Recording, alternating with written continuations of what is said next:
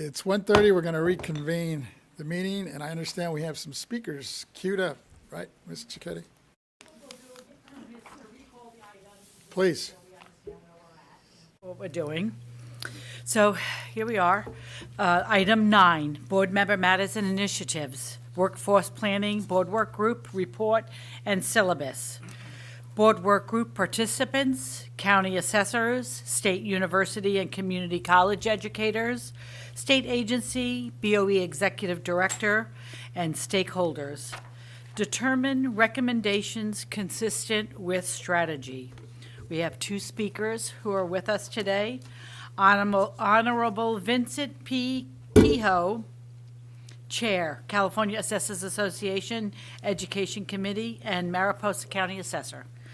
And Joseph Vincente, Chief Appraiser, Training Division, speaking on behalf of Jeffrey Prang, Vice President, California Assessors Association, and LA County Assessor.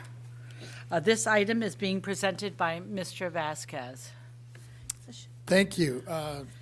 Not to be redundant, we already went through at least the intro on this, but I didn't give, I don't think, my co-chair, Member Gaines, an opportunity. So let me have him see if he has any opening remarks before we bring on the speakers. Oh, yeah, thank you so much, Chair Vasquez. Appreciate it. And I think everybody knows that staffing is an important issue to me personally, and I applaud the efforts of our BoE team to lower our vacancies so dramatically since we've been elected. I look forward every month to getting an update on our shrinking vacancies and hope that we can continue the positive trend created by our staff's diligent work. We can't expect to do the taxpayers justice if we have a skeleton crew, and that goes for our county assessors as well. We need to help them however we can to be able to recruit, hire, and train up qualified staff so that they can fulfill their duties to the taxpayers as well. Thank you. Thank you. And as we turn to our speakers, I just wanted to remind the members here in the discussion that really the goal today is to find out from the assessors and our staff which recommendations or next steps listed in the syllabus should we try to work on in 2024. And with that, Co-Chair Gaines, did we have a preference who we were going to have first on the speaking? Whatever you prefer. Okay. We'll start. Why don't we start with because your assessor here locally is from, I'm assuming it's a rural county, right? Yes, it is. Why don't you introduce him, and we'll start with the small, and then we'll go to the large. Well, yeah, thank you. I'd just like to take this opportunity to introduce Assessor Kehoe, who represents Mariposa County. I'd like to say that my entire district is gorgeous, but I would say in particular, Mariposa is. And so we look forward to your comments, Assessor Kehoe. Thank you, Member Gaines and Member Vasquez. You do have probably the largest county in the state with Mr. Vicente, and then myself with Mariposa County. And Mariposa is one of those places that many of you have been to, whether you knew it or not. If you've gone, knew it at the time. If you've been to Yosemite National Park, regardless of the entrance that you came through, you were in my county. So we have about 2/3 of Yosemite, including Yosemite Valley and all of its wonderful sites. I was there for a family reunion just about a week ago. You should have called me. All right. I would have come for dinner. Could have had a little assessors meeting. Yeah. The workforce is one of those things that I think all of the counties share in terms of a shortage, especially with certain positions. Now, I don't have prepared remarks. I thought you were going to be asking questions, so please interject whenever you feel like it, whenever you have a question about anything. But the one thing to consider, or one of the things to consider when it comes to workforce with appraisers in just about every office in the state, is that it's not something that is solely confined to county assessors.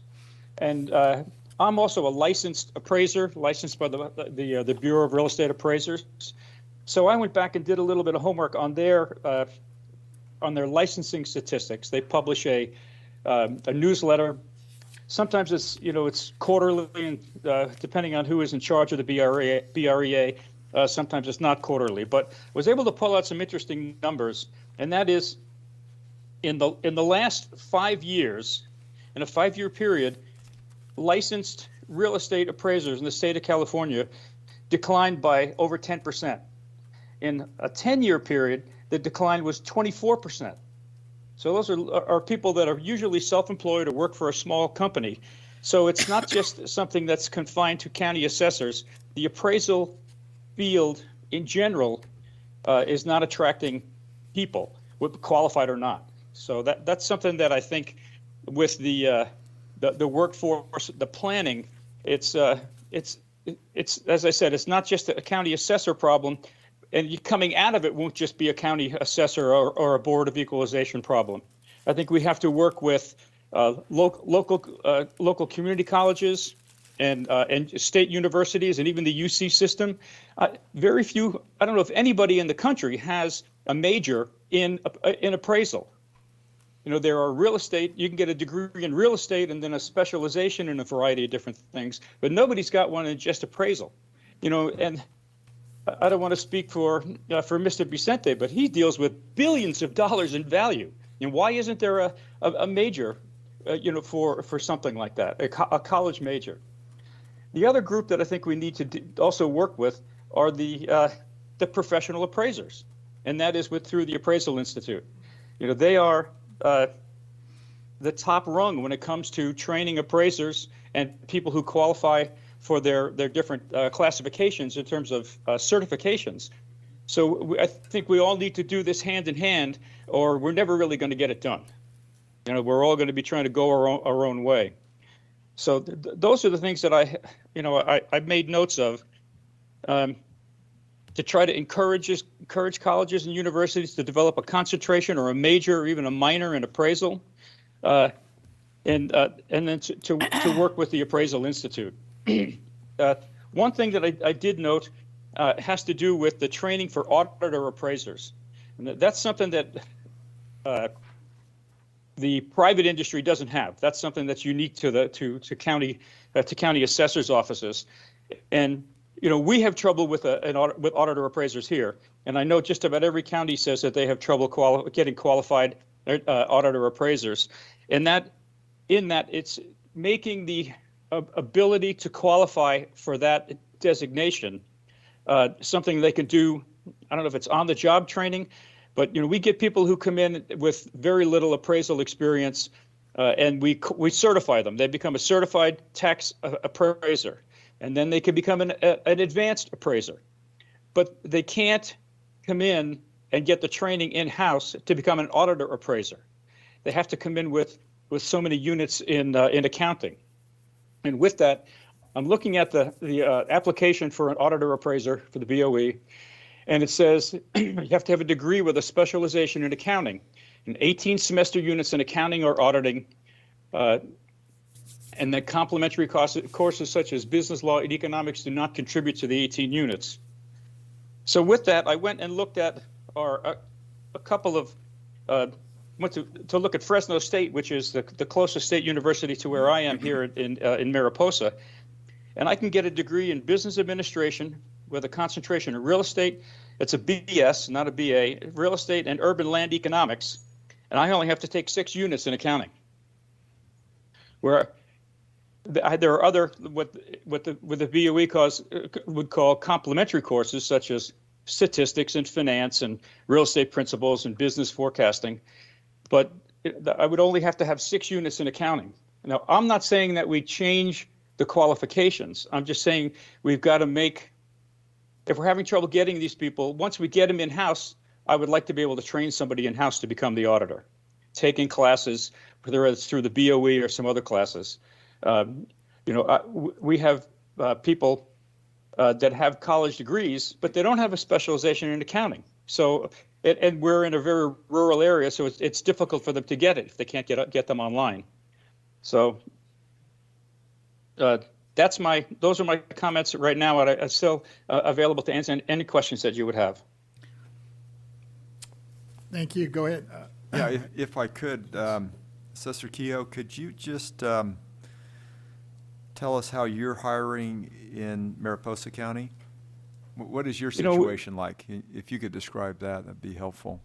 we sort of had some issues during the pandemic because the county had a hiring freeze. So I was down by about 25% in my staff for over 2 years because of that hiring freeze. But prior to that and after that, I'm just now at full staff. You know, after the pandemic, we were able to hire a couple of more people. But so I came in as the assessor in 2019, and here we are in 23, and it wasn't until sometime in 22 that I was fully staffed. Okay. So it creates some issues. Can you talk a little bit about the housing situation in Mariposa? Housing situation there. Thank you for reminding me of that. You know, thank God everybody that we have hired is able to, you know, has either college degrees or we've brought over from another department and has been able to qualify for the assessor or the appraiser position, and they all had housing. We had with one of the job openings that we had, we attracted some appraisers from other counties, but either the salary was too low, and that's another issue, and then they couldn't find housing. So, I mean, those are issues that, you know, it's not unique just to appraising, you know, or the assessor's office. That's the fact of life here in Mariposa County, is that housing is so limited. And could you also comment in terms of the educational aspect that, you know, the services that we provide as the Board of Equalization? We've got a number of training classes that are available. Can you tell me how you access them and how they're working for you? They're actually working pretty well for me right now. As you know, if you've taken classes or even do things online, just like we are doing this Zoom meeting, when you're not in person, there's something gets lost. So I do think that in-person classes are more advantageous. However, given our location and the cost to send somebody to a class at another location, I think that the Zoom or Teams meeting is the way to go. So that I've got a couple of people on the staff that just qualified for their advanced certificate. I've got 2 more that are working on it, and then a third who's coming along up behind them. So I think we make good use of those classes, and that's why I would encourage some avenue for people that are interested in it to become an auditor appraiser by taking some of those classes. And I'm not saying the classes are just the only way for that to happen. There would probably have to be some practicum, you know, hands-on practicum as well. But we make pretty good use of it. Sometimes, and this is just there's a bottleneck, and the bottleneck is the numbers of people. Some classes are very popular, and only so many people can take the classes, and that's understandable. But I know that the BoE, just because of my position in the Education Committee, I've had a lot of interaction with Glenda Schultz and David Young, and I know they're going out of their way to put more classes on Zoom, so more and more people can take advantage of it. And do you find that we're responsive? Are we responding to that demand by adding additional classes? You know, we're a small county, and we're a small office. You know, I know that at the LA, excuse me, at the assessors conference a few weeks ago, I had lunch with Jeff Prang, and he said they have just under 1,400 people that work in his department. And I don't know, Mr. Vicente could probably tell us over there, 5 regional offices. We have 1 office, and we have 6 appraisers, including me. Yeah. So there's just orders of magnitude of difference. So. Yes. Okay. Great. Thank you. I don't know if my colleagues have additional questions or not. Looks like the Deputy Controller has something. Go ahead. Thank you, Assessor Keough. I hope that your term has been relatively good so far, and I appreciate you presenting to my colleagues this afternoon. You make some really good points here about the assessors, the workforce for the appraisers, excuse me, how there is it's an aging population, it's a retiring population, and what we've been working on is filling the pipeline with new talent and I appreciate yourself stepping up and doing your own appraisals as well. And I think the Board of Equalization, we've been trying to do it in a three-prong aspect. Number one is education, number two is training, and then number three is the compensation and classification. And just in your experience as a licensed appraiser, what advice would you have to any person that's maybe trying to get into this industry or maybe leaning into it, but not necessarily sure so far that if they want to be an appraiser or not? Excellent question. If I had to start all over again, I would I would work on becoming. There are three different steps in the licensing, or four different steps in the licensing for real estate appraisers through the Bureau of Real Estate Appraisals. There's a trainee, then a residential license, a certified residential, and then a certified general. And the certified general has the license to appraise basically anything in the state. I think for somebody coming in from the outside, I'd say become a certified general, get as much experience along the way as you can, but also to work with the groups such as the Appraisal Institute, as I mentioned them earlier, to get some of their certifications, because their certifications are highly respected. And the one that they have that's sort of the top rung is the MAI, which means a member of the Appraisal Institute. It's excellent training with peer review. You don't get that by kind of skating through the process. You've got to work hard and be diligent and do a good job to get that. And then once you have it, I think you can make a good living, even if you're independent on your own. But short of that, when you're just doing the residential appraisals, it's tough. It's really hard because the lenders are always beating you up for a lower dollar amount, and you've got a lot of competition for all those appraisals. Understood. Thank you so much, and thank you for your work and service. Thank you.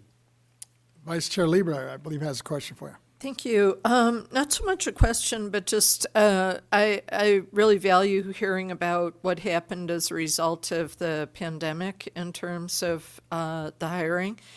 And I think that that's, a good point for us to be mentioning as we formulate our product in terms of the information and are able to let the legislature know that that's a factor that happens to counties during a public emergency such as we had for the pandemic. So thank you for mentioning that.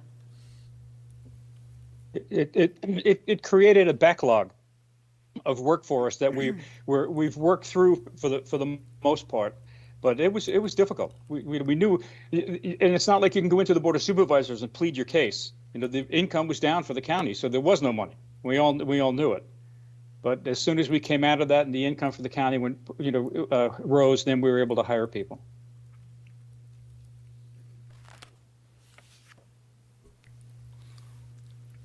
Seeing no other questions, I think we're good. Thank you. You're welcome. I guess now we'll turn it over to the big giant, or I guess they're saying the big giant in terms of assessors here in counties. We have Joseph Vicente, Chief Appraiser, coming out of Assessor Jeff Prang's office to give us his insight on this as well. Welcome. Thank you. Thank you, board members, for giving me the opportunity to speak. I'd also like to thank Assessor Prang as well. The workforce planning syllabus that was provided prior to the meeting and also the report is quite extensive. It covers several issues that I believe are very important.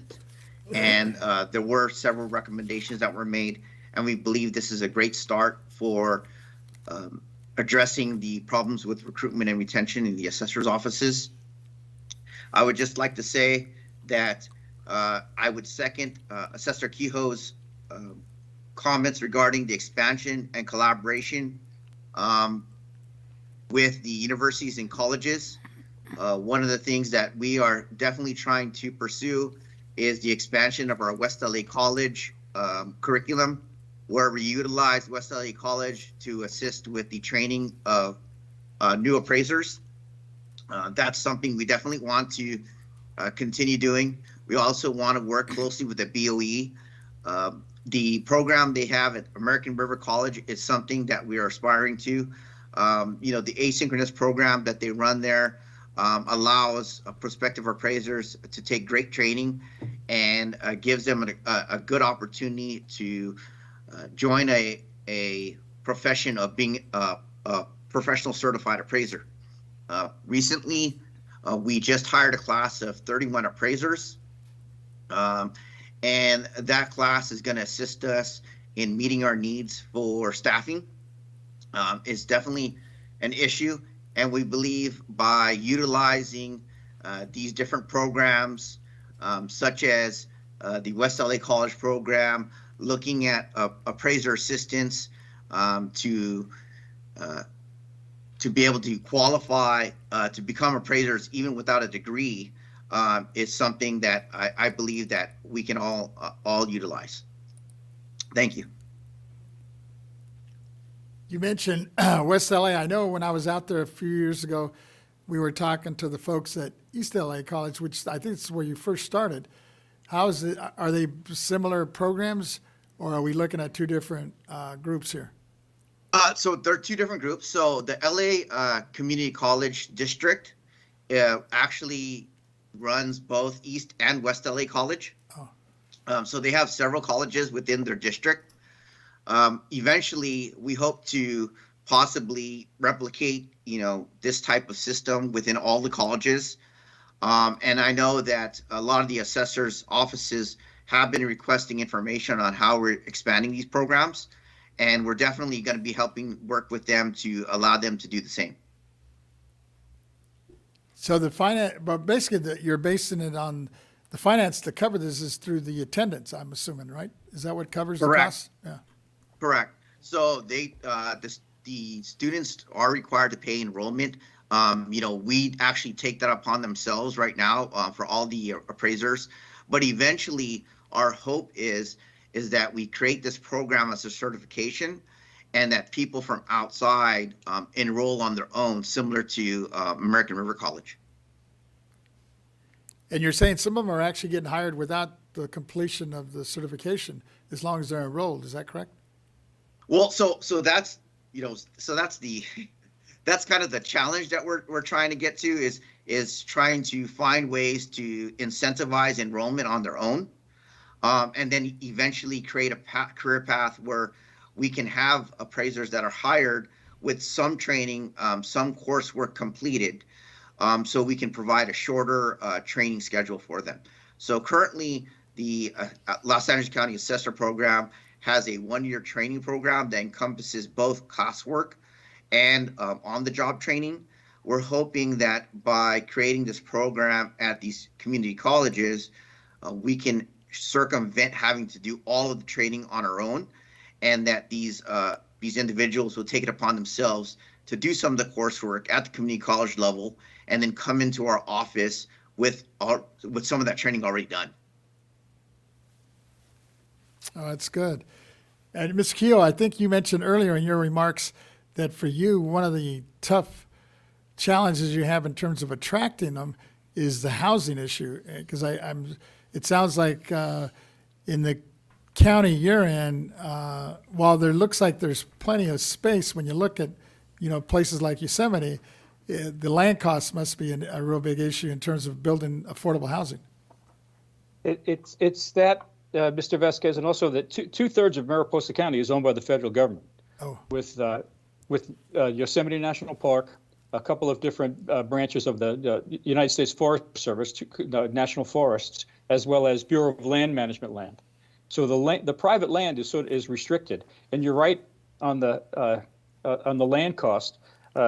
We do have some subdivisions, but we have no large-scale subdivisions or, where developers are coming in and building homes.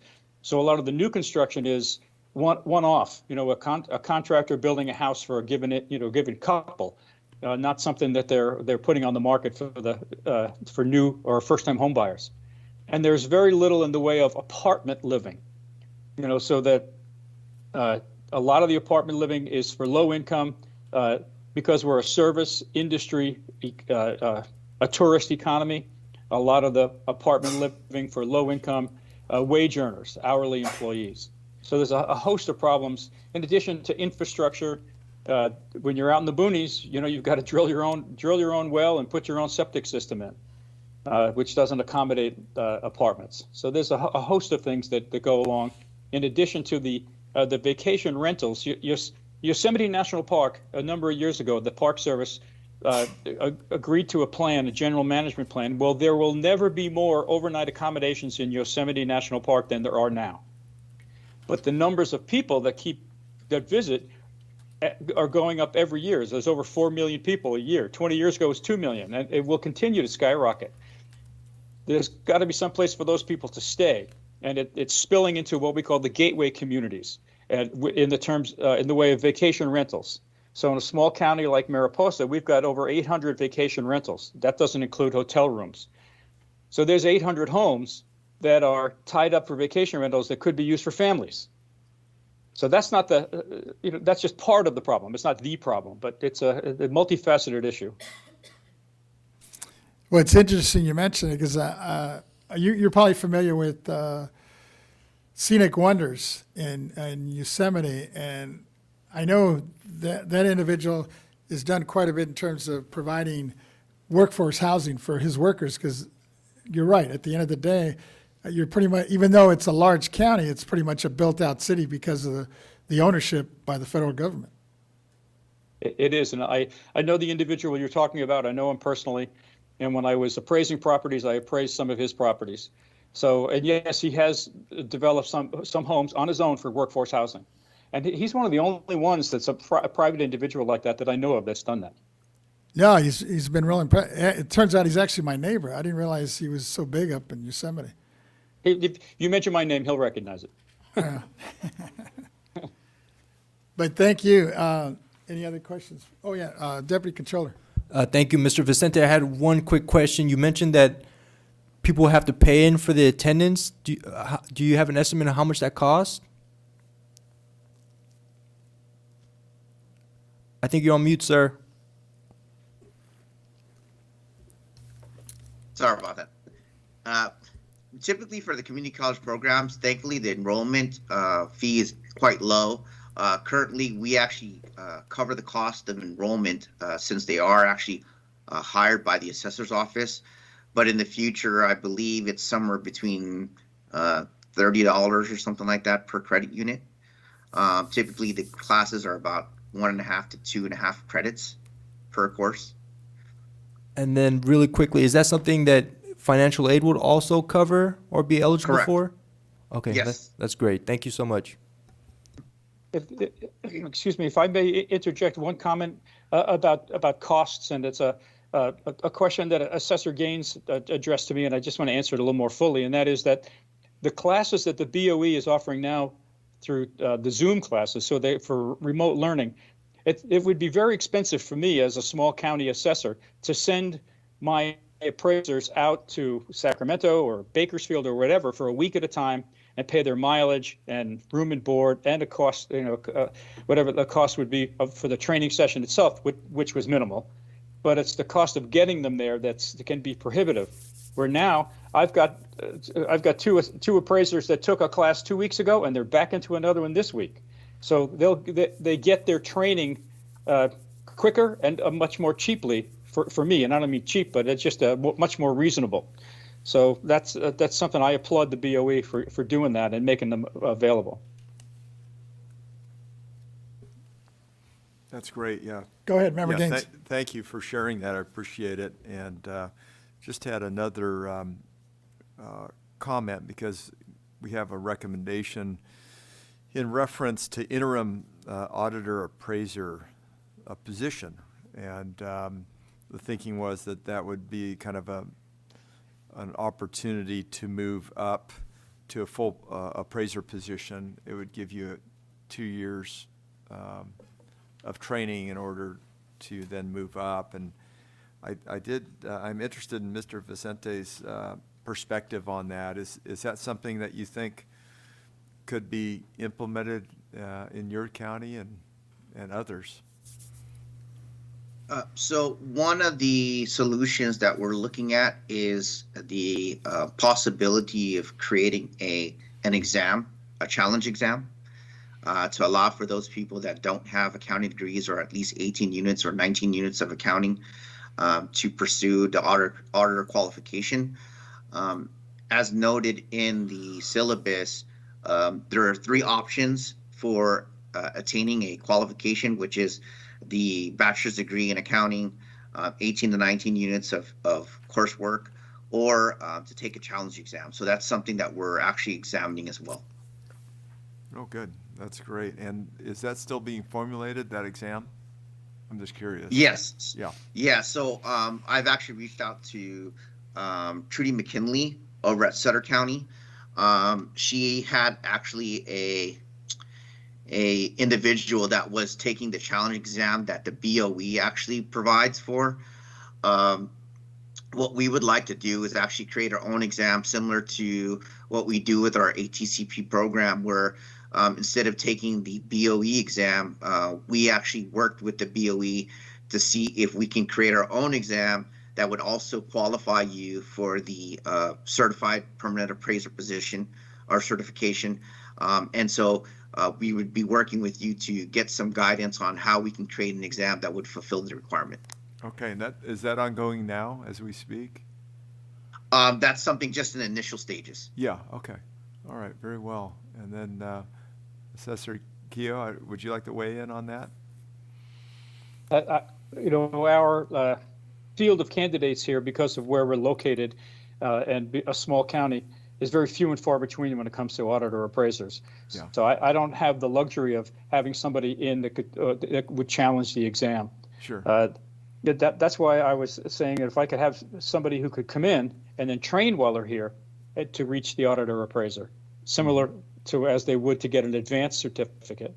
The one thing that I had an individual who applied for a job who didn't have a 4-year degree, but I was able to show in writing to the BoE that this individual's combination of the education that he had and the work experience that he had, that was not in an appraisal office, it was in a variety of other related fields, that I thought he would qualify for that, for the appraisal certificate. And they approved it. They said, okay, if you think so, they approved it. He got his certificate, and he's one of my best employees.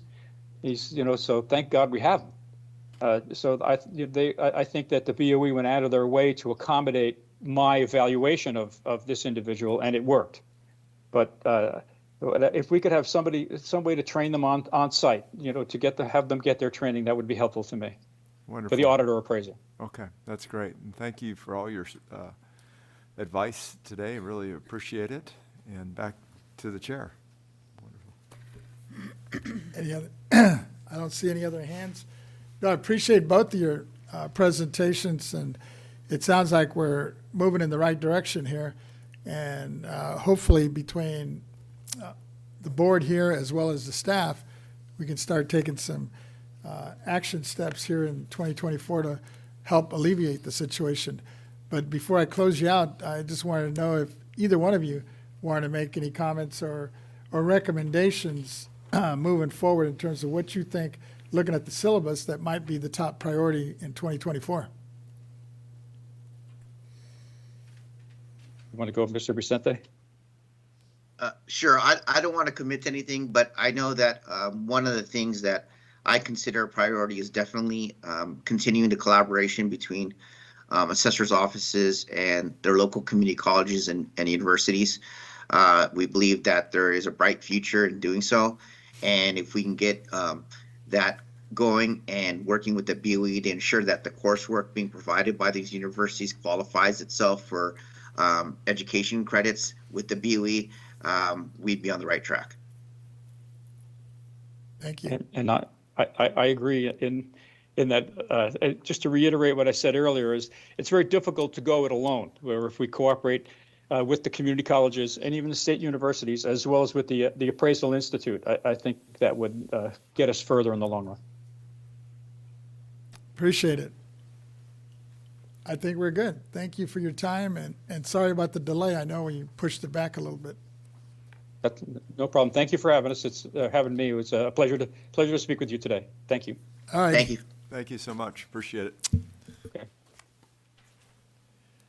With that, Ms. Cicchetti, do we have any We don't have any written comments on No this. written comments. I have no one in the audience. Let's go to the moderator. AT&T moderator, do we have anyone on the line who'd like to make a public comment regarding this item?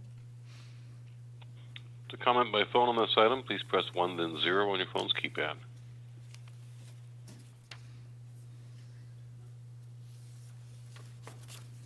And we have no callers queuing up. Thank you, moderator. So we've already covered item 10 prior to lunch. So we will move to item 11. All right. Item 11, board member matters and initiatives. Affordable Housing Board Work Group, statewide informational hearing for modernizing California's property tax system, Part 4.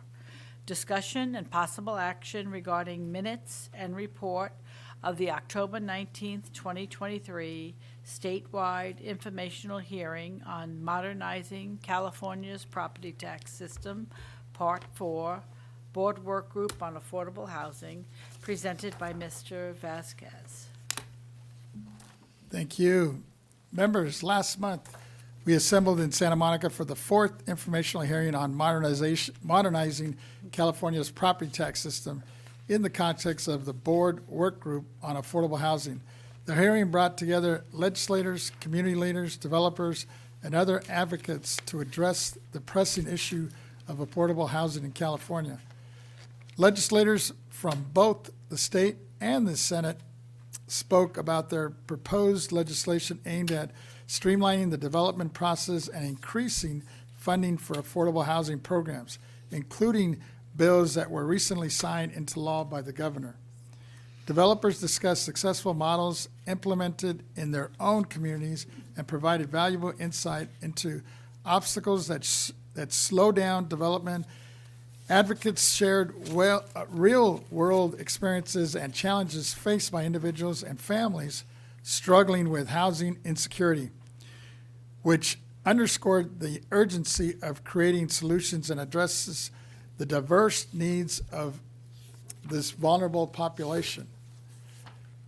The work group minutes and report summary, the speaker's recommendations to the board, if any, from which we must identify specific objectives within the board's purview to allow us to draft forthcoming blueprint or incentives for affordable housing.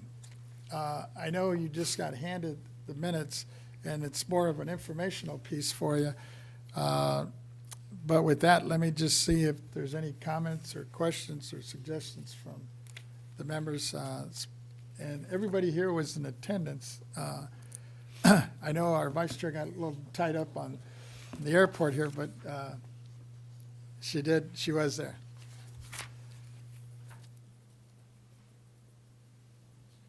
And I'll give you, I guess, a few minutes to take a look at. Now, these minutes are kind of lengthy, so I don't expect you to go through them with a fine tooth and comb, at least right now, but more than anything, just for your information. I thought it was nice that you had your legislators there. They were both very good people. Oh, they were really excited about it. And right now, both of them represent Santa Monica. One of them is obviously larger, the Senate district, than the Assembly. But they've been real strong advocates to try to do whatever they can at the legislative level to help in trying to meet the need with the affordable housing issue. And actually, my senator, which Member Gaines knows very well, Ben, I had an opportunity to meet with him afterwards, just last week for lunch, and he's ready to work with us in terms of any legislation that we could come up with. So I have staff working on a draft, and I'll share with you folks and make sure that there's a consensus here moving forward. And then he's got his staff looking at it as well. And hopefully we can come up with something that we can put out in this next session on 2024.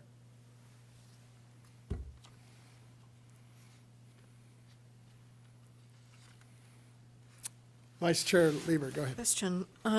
So my supposition about things is that we're going to continue to work on this, and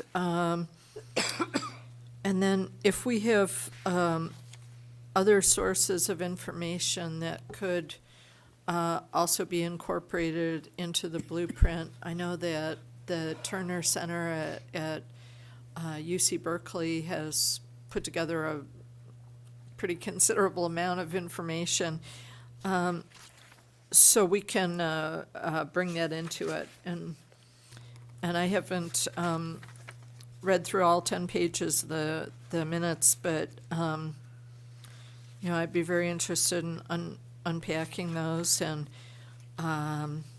do we need to adopt the minutes here today?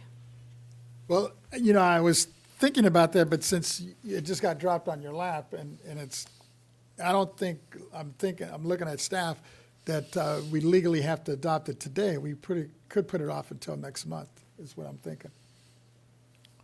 And I see our legal governance coming up. Julia Himovitz on behalf of the legal department. I'm going to sit in the taller chair this time. I thought you grew on me. Yeah, I wish.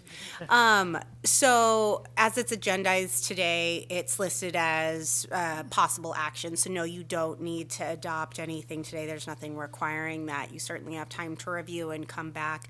My understanding is it's 2 items, right? It's the minutes and the report, and they're separate. So you could, adopt one and not the other, or, however you choose. But you are not required to take action today. Yes, Vice Chair Lieber. And if it's possible to hold off the report also until we come back, because I know that this is, also had the time frame issue of not being posted for the public.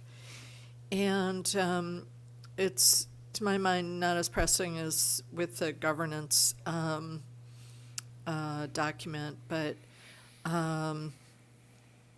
if we could put those 2 together, and then if there's anything additional that we wanted to see potentially be a part of things, maybe we could forward that to, would board proceedings be the right place to forward relevant information to?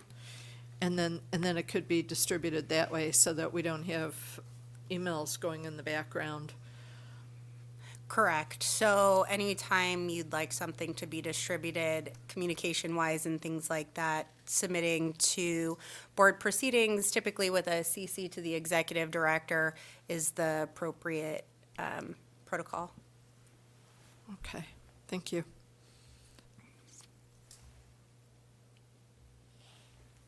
Yes, Deputy Controller. Thank you, Chairman. I just want to thank you again and again for organizing such an extraordinary day in Santa Monica. I thought this Board of Equalization took an incredible leap forward in the progress in solving Southern California's affordable housing crisis. I myself have come to light of understanding what exactly are the most pressing issues, hearing from some of our most distinguished elected officials, from the legislators, local elected officials, stakeholders, and whatnot.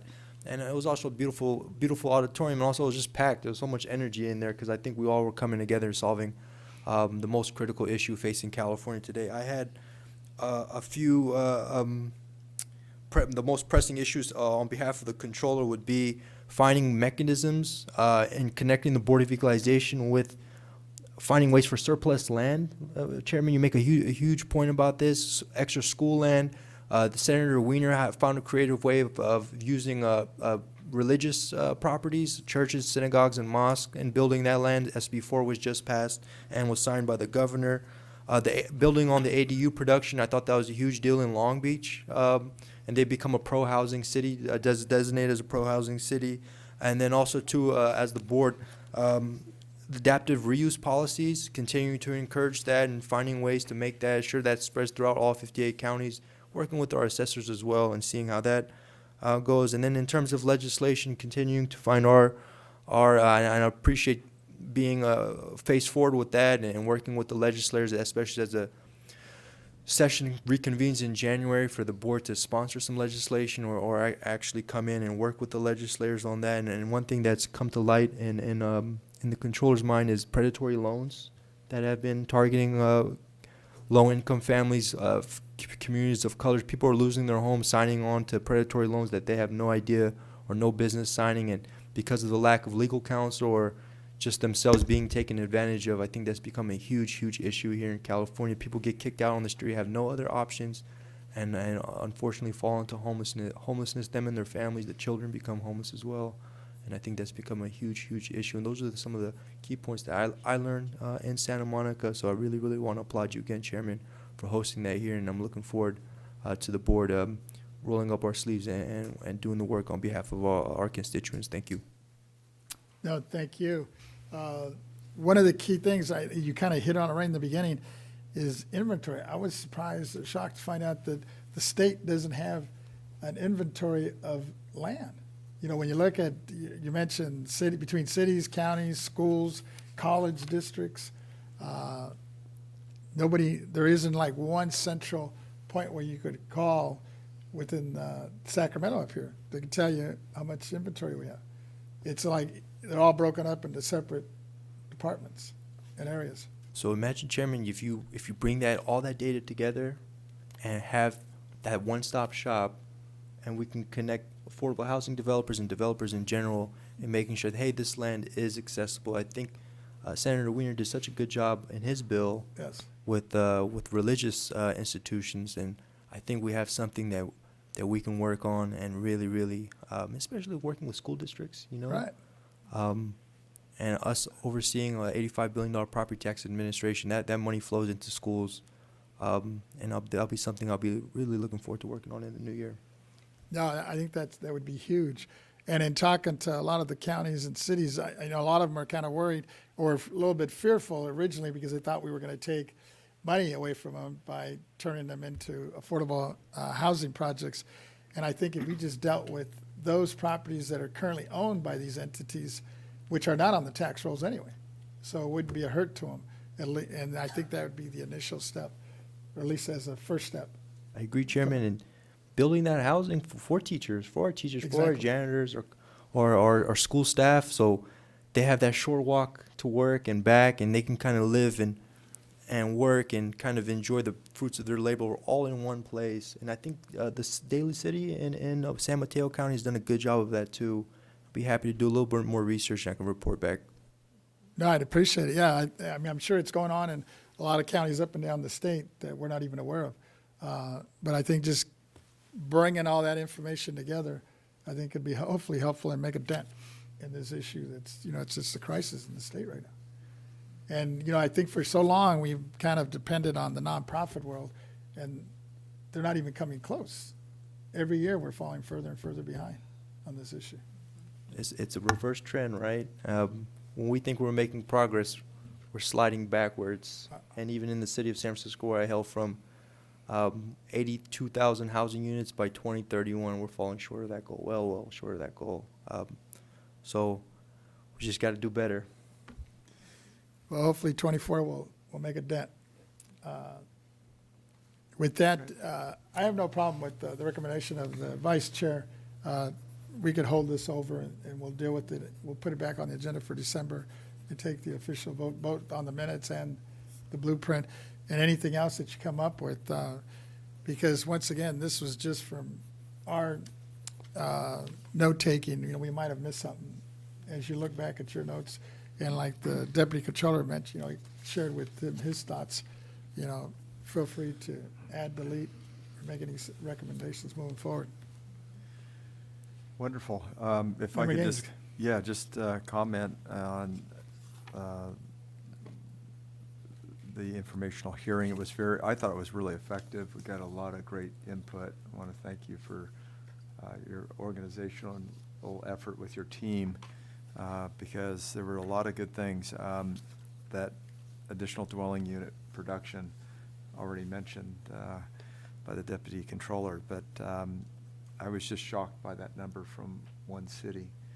And if you take a look at that ripple effect statewide, because I know it's happening in my community, and I'm sure it's happening at each of yours, can have a big impact on housing, but it's not requiring any taxpayer money, really. No. There's incentive by homeowners to add an additional unit, can provide some revenue for them, and provides housing for people in the community.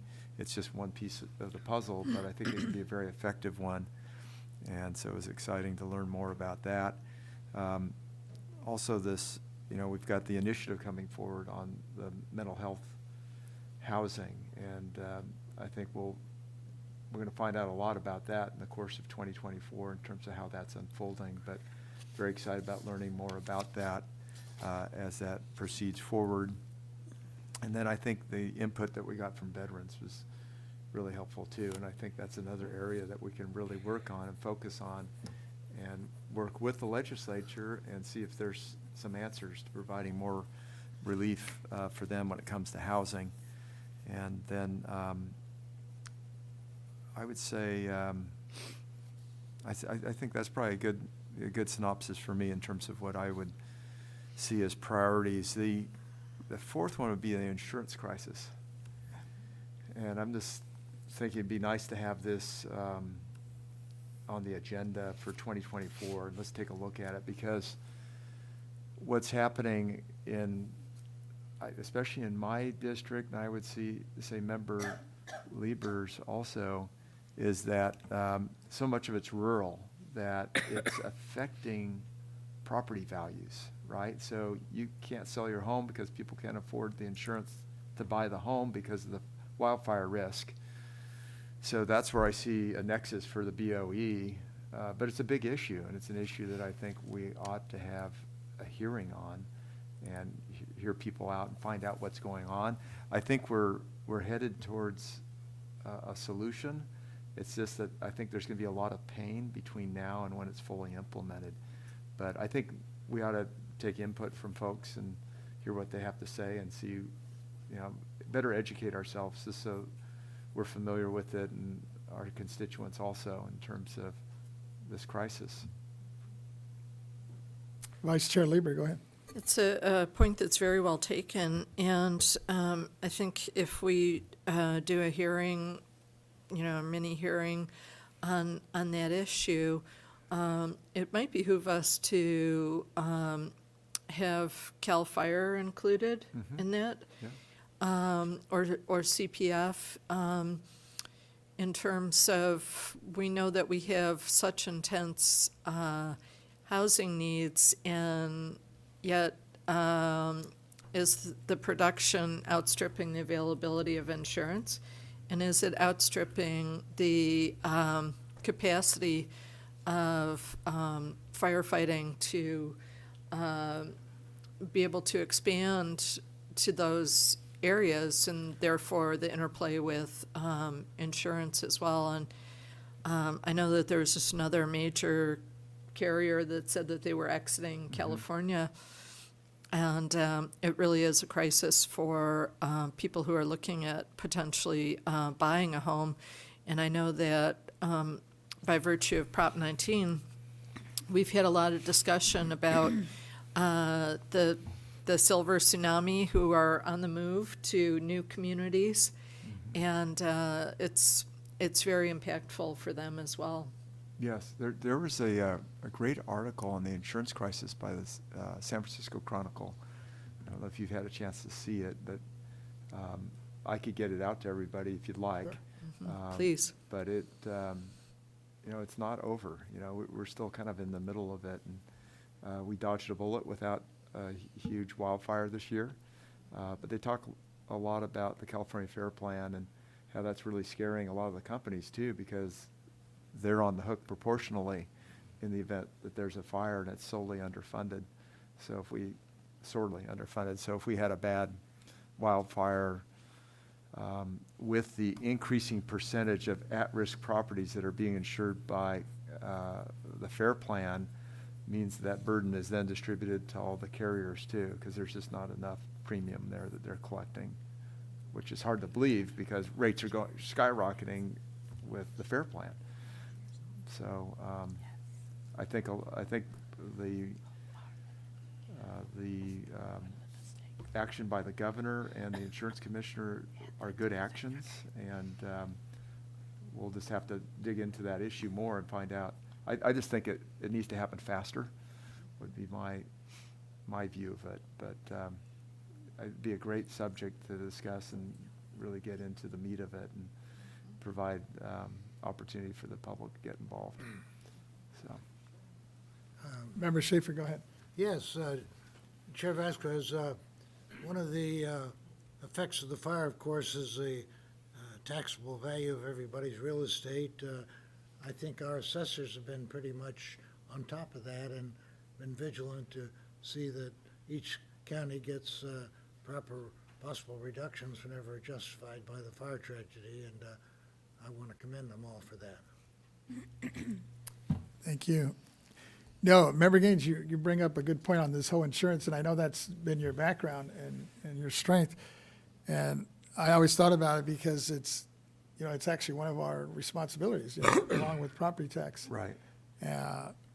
And at some point, as we look at our work plan for '24, we definitely need to Right. put that on the agenda. If you can't sell your home, Right? or the value of the home drops because of the fire exposure, Or you can't get it insured, because some people, I know people are can't losing get it their insured. insurance. Right. And then we've got problems with our local assessors Right. in a reducing role of value. I agree, Senator. Imagine that not having your home insured and that one big wildfire comes.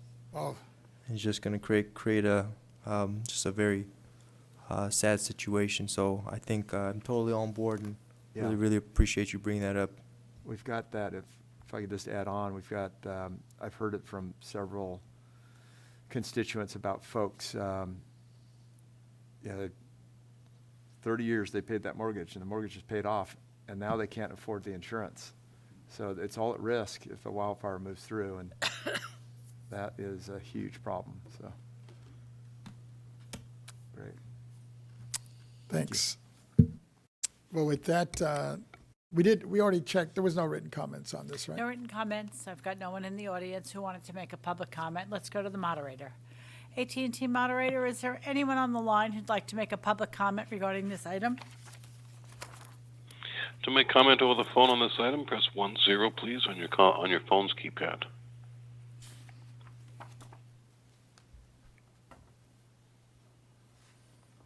And we have no callers queuing up for this item.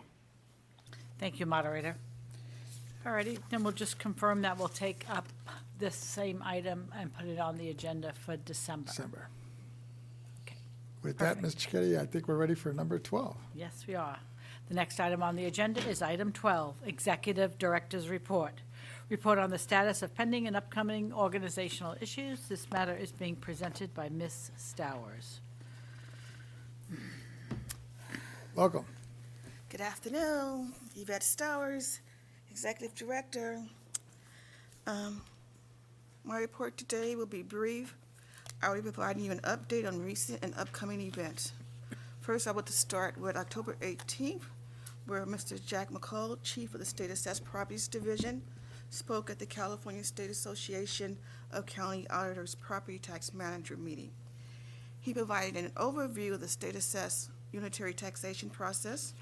And as you know, each July, the board adopts the value, and this value is transmitted to the county auditors for billing. In addition, the State Assessed Properties Division works in cooperation with the county auditors on many other issues throughout the year.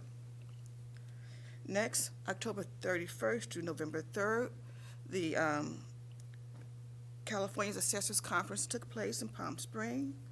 This provided an excellent opportunity for us to meet with the assessors and speak on ideas that we have in common. Board members' offices and their staff and agency staff attended. I would like to thank the CAA for inviting us, and I would like to thank Mr. Assessor Robert Manvel for hosting this year's event. Next, November 1st to the 3rd was the California Lawyers Association Annual Meeting and Tax Board Policy Conference. This meeting was also held in Palm Springs, and Chief Counsel Mr. Henry Nadja participated in the annual Chief Counsel Roundtable. With that roundtable will include chief counsels from the Office of Tax Appeal, the California Department of Tax and Fee Administration, and the Franchise Tax Board, each providing an update on notable events in their respective agencies.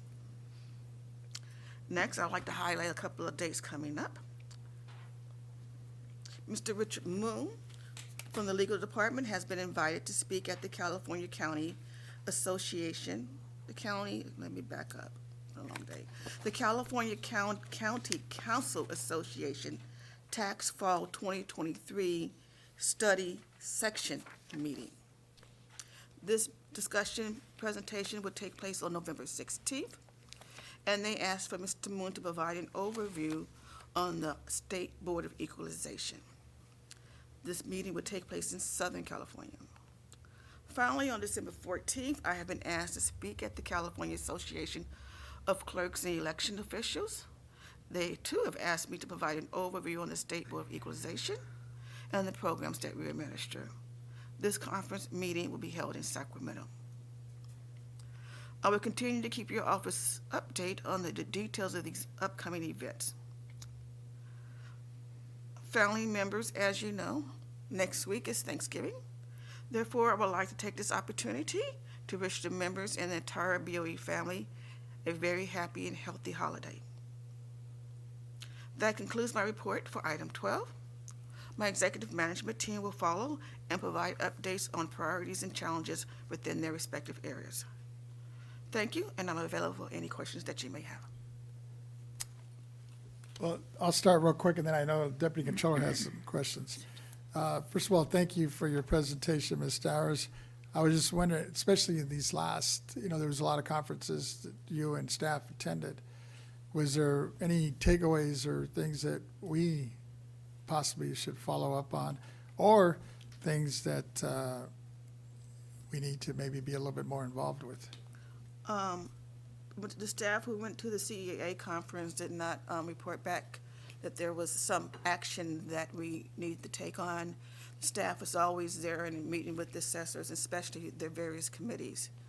And it was pretty much the standard issues. So no takeaways for the CAA, for the tax policy conference. No takeaways there as it relates to property tax administration. Thank you. Deputy Controller. Thank you, Chairman. I just want to thank you, Executive Director. I had a chance to go down to Palm Springs, beautiful Palm Springs, and attend both the California Tax Bar Policy Conference, and I popped into the California Assessors Annual Conference as well. Got to speak with the assessors, speak with fellow attorneys at the Tax Bar Policy Conference. I appreciate you, Executive Director. I know you weren't able to make it, but you got to send a whole delegation of staff, entourage, and I thought they represented very well, and really look forward to just seeing the BoE out there on the road. And just in my own report out, I got to step into the legislative updates at the Tax Bar Policy Conference. There was a lot of interest around the Proposition 19 issue, and there's a few other issues, especially SB 419, which I'll speak with a little bit later, but some good legislative updates, and I thought it was a great conference, both of them, and just really happy at the BoE, and I've heard my respected colleagues were also showing up in and out as well, so just happy everything went really well. Thank you. Member Gaines, I believe, has questions or comments. Great. Yeah, I just wanted to comment on the California Association of Assessors conference. It was excellent, and I was really struck by, they had an economist speak about the California economy and then the national economy, and I just thought that it was really well done. And I have found when I go to the assessor conferences, they have really high quality speakers. I'm really impressed. And so that I found that very interesting. And then they also had a farmer talk about the use of land in an arid county, in Imperial County, and he was an olive grower.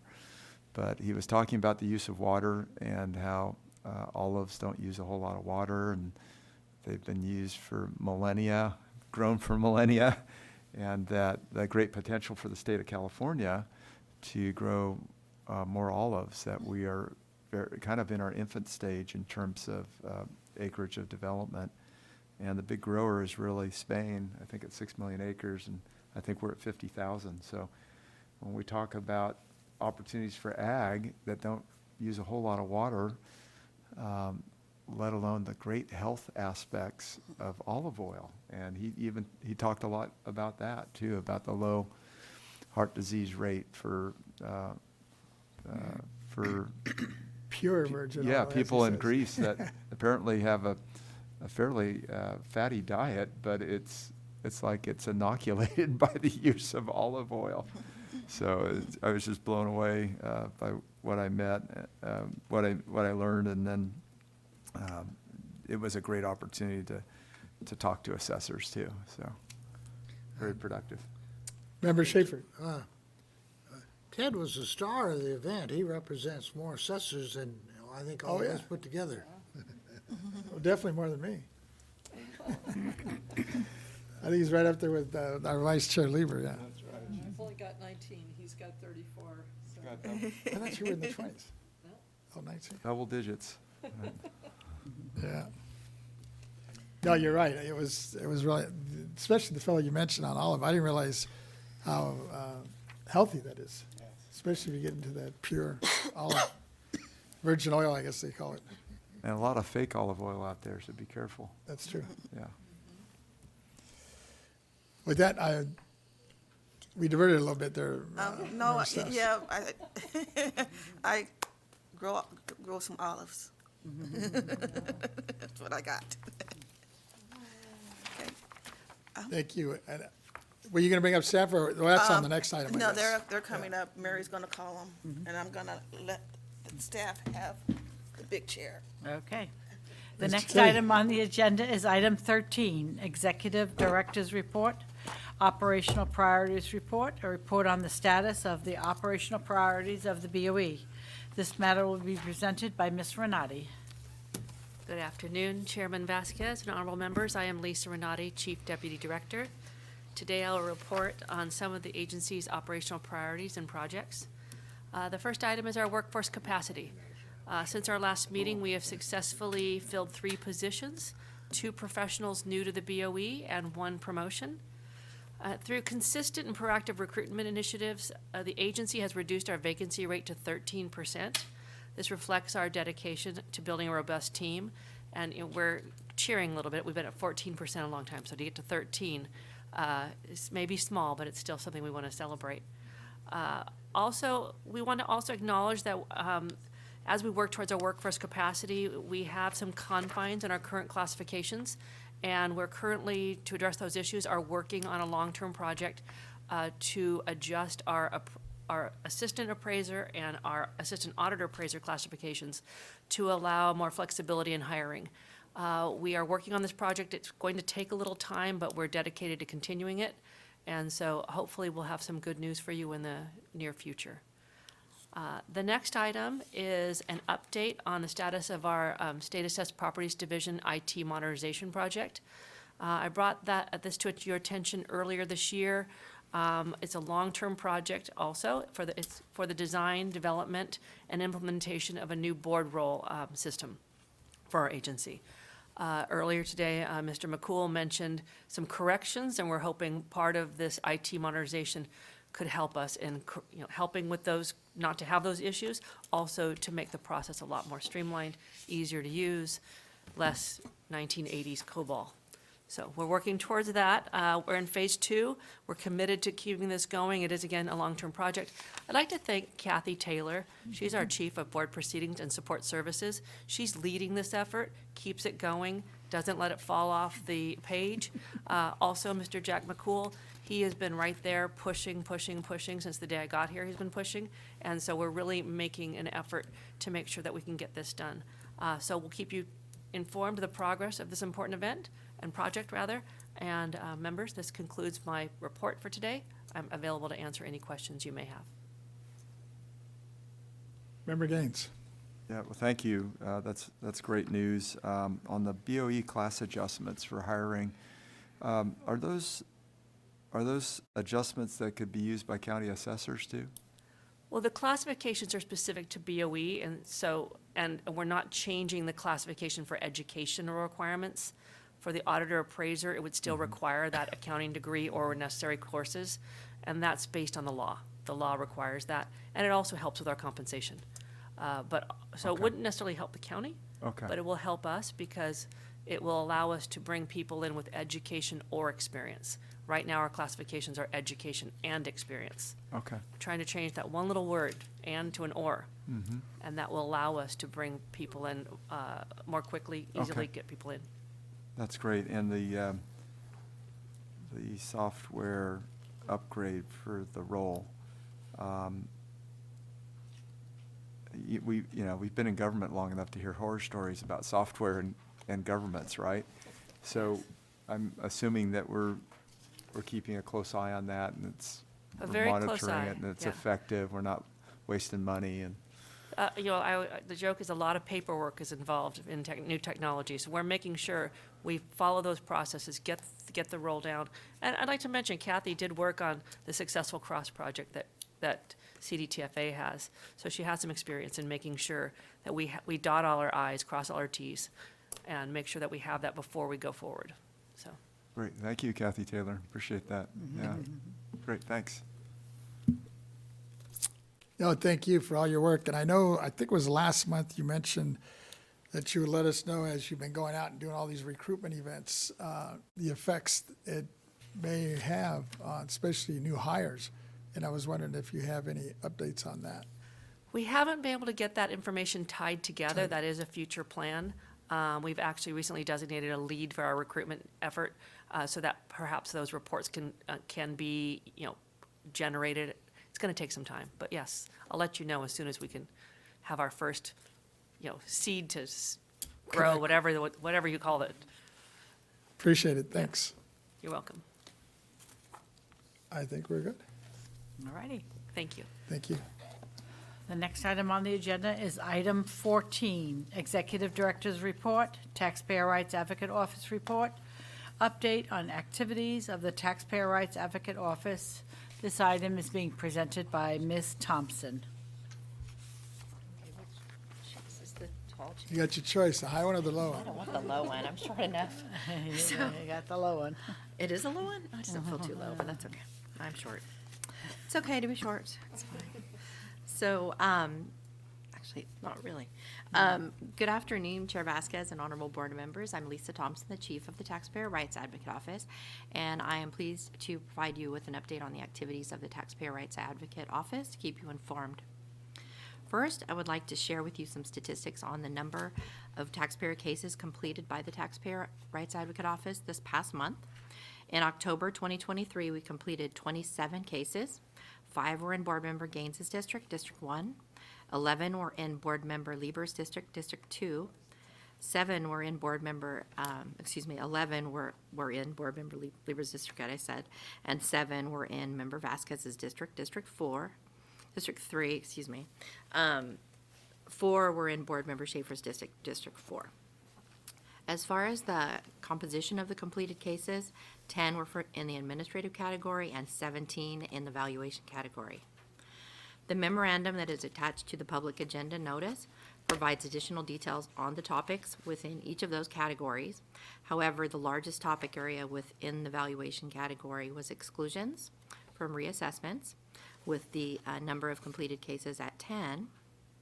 And 9 of those exclusion cases pertain to the parent-child exclusion, and 1 pertained to transfers for base or value transfers for seniors. The majority of exclusion completed cases pertain to transfers under the time of current law of Proposition 19, with there being a total of 6, and 4 occurred during the time of prior law. Of the 27 completed cases in October, 2 were from public comment submitted at a prior board meeting, which were forwarded to us by our board proceeding sections with constituents being from District 1 and 4. And another completed case was for a taxpayer from District 2 who presented comments at the August 29th, 2023 Taxpayer Bill of Rights hearing.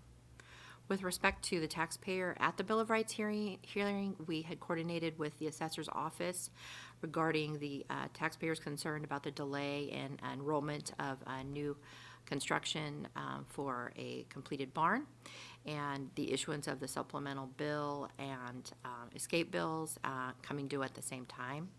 The assessor's office coordinated with the auditor's office, and the taxpayer was offered a payment plan.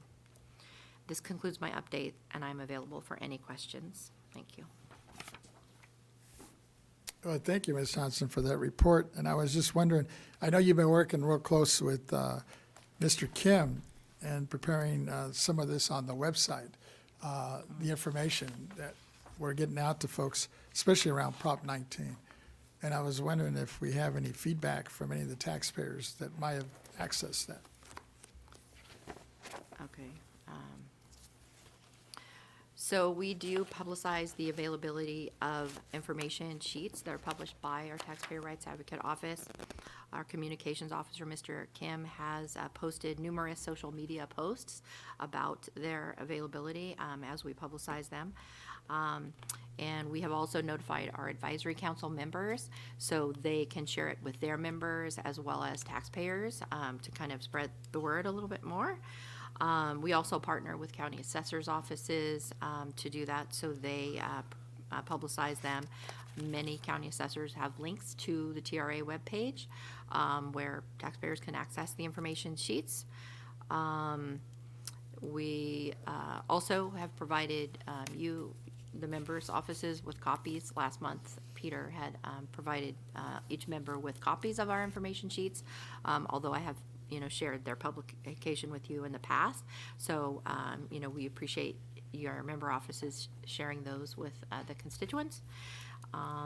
The other question you had was as first topics, I think the helpful topics. We have had some positive feedback on the information sheet for property tax assistance for seniors. That was something that was issued newly this year. So we've had that, although I think all of the information sheets are helpful.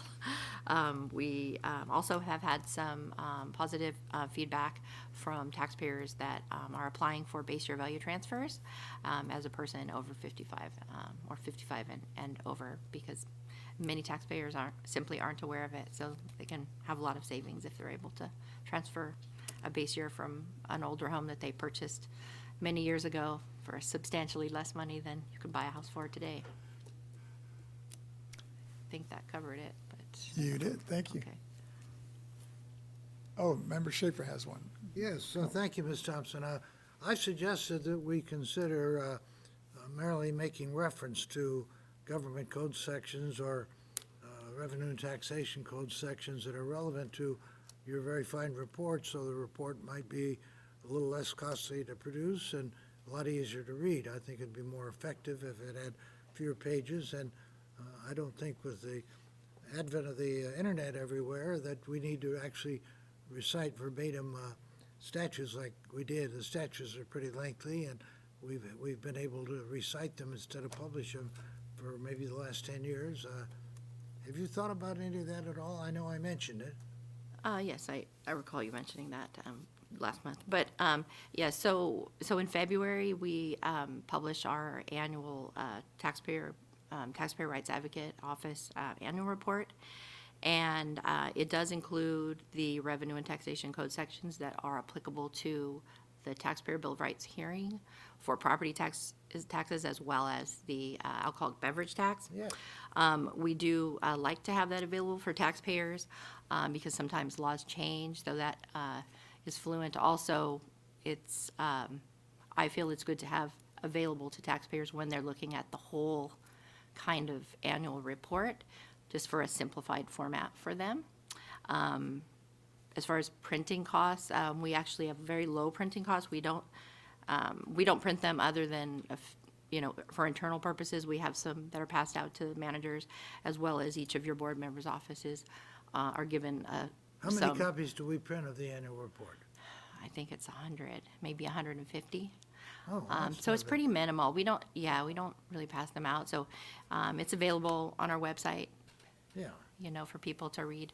So, there's really wouldn't be very many much cost savings, but that's ultimately why we do that. And the other part is we highlight examples of the services that our office provides to taxpayers, so they know that we're here to help them. So that helps them understand what kind of situations we might be able to help them with, and just to clarify it for them. So Well, I would see your office as having available statutes that somebody is going to want to read them to make a complaint or file a case with you, give them a copy.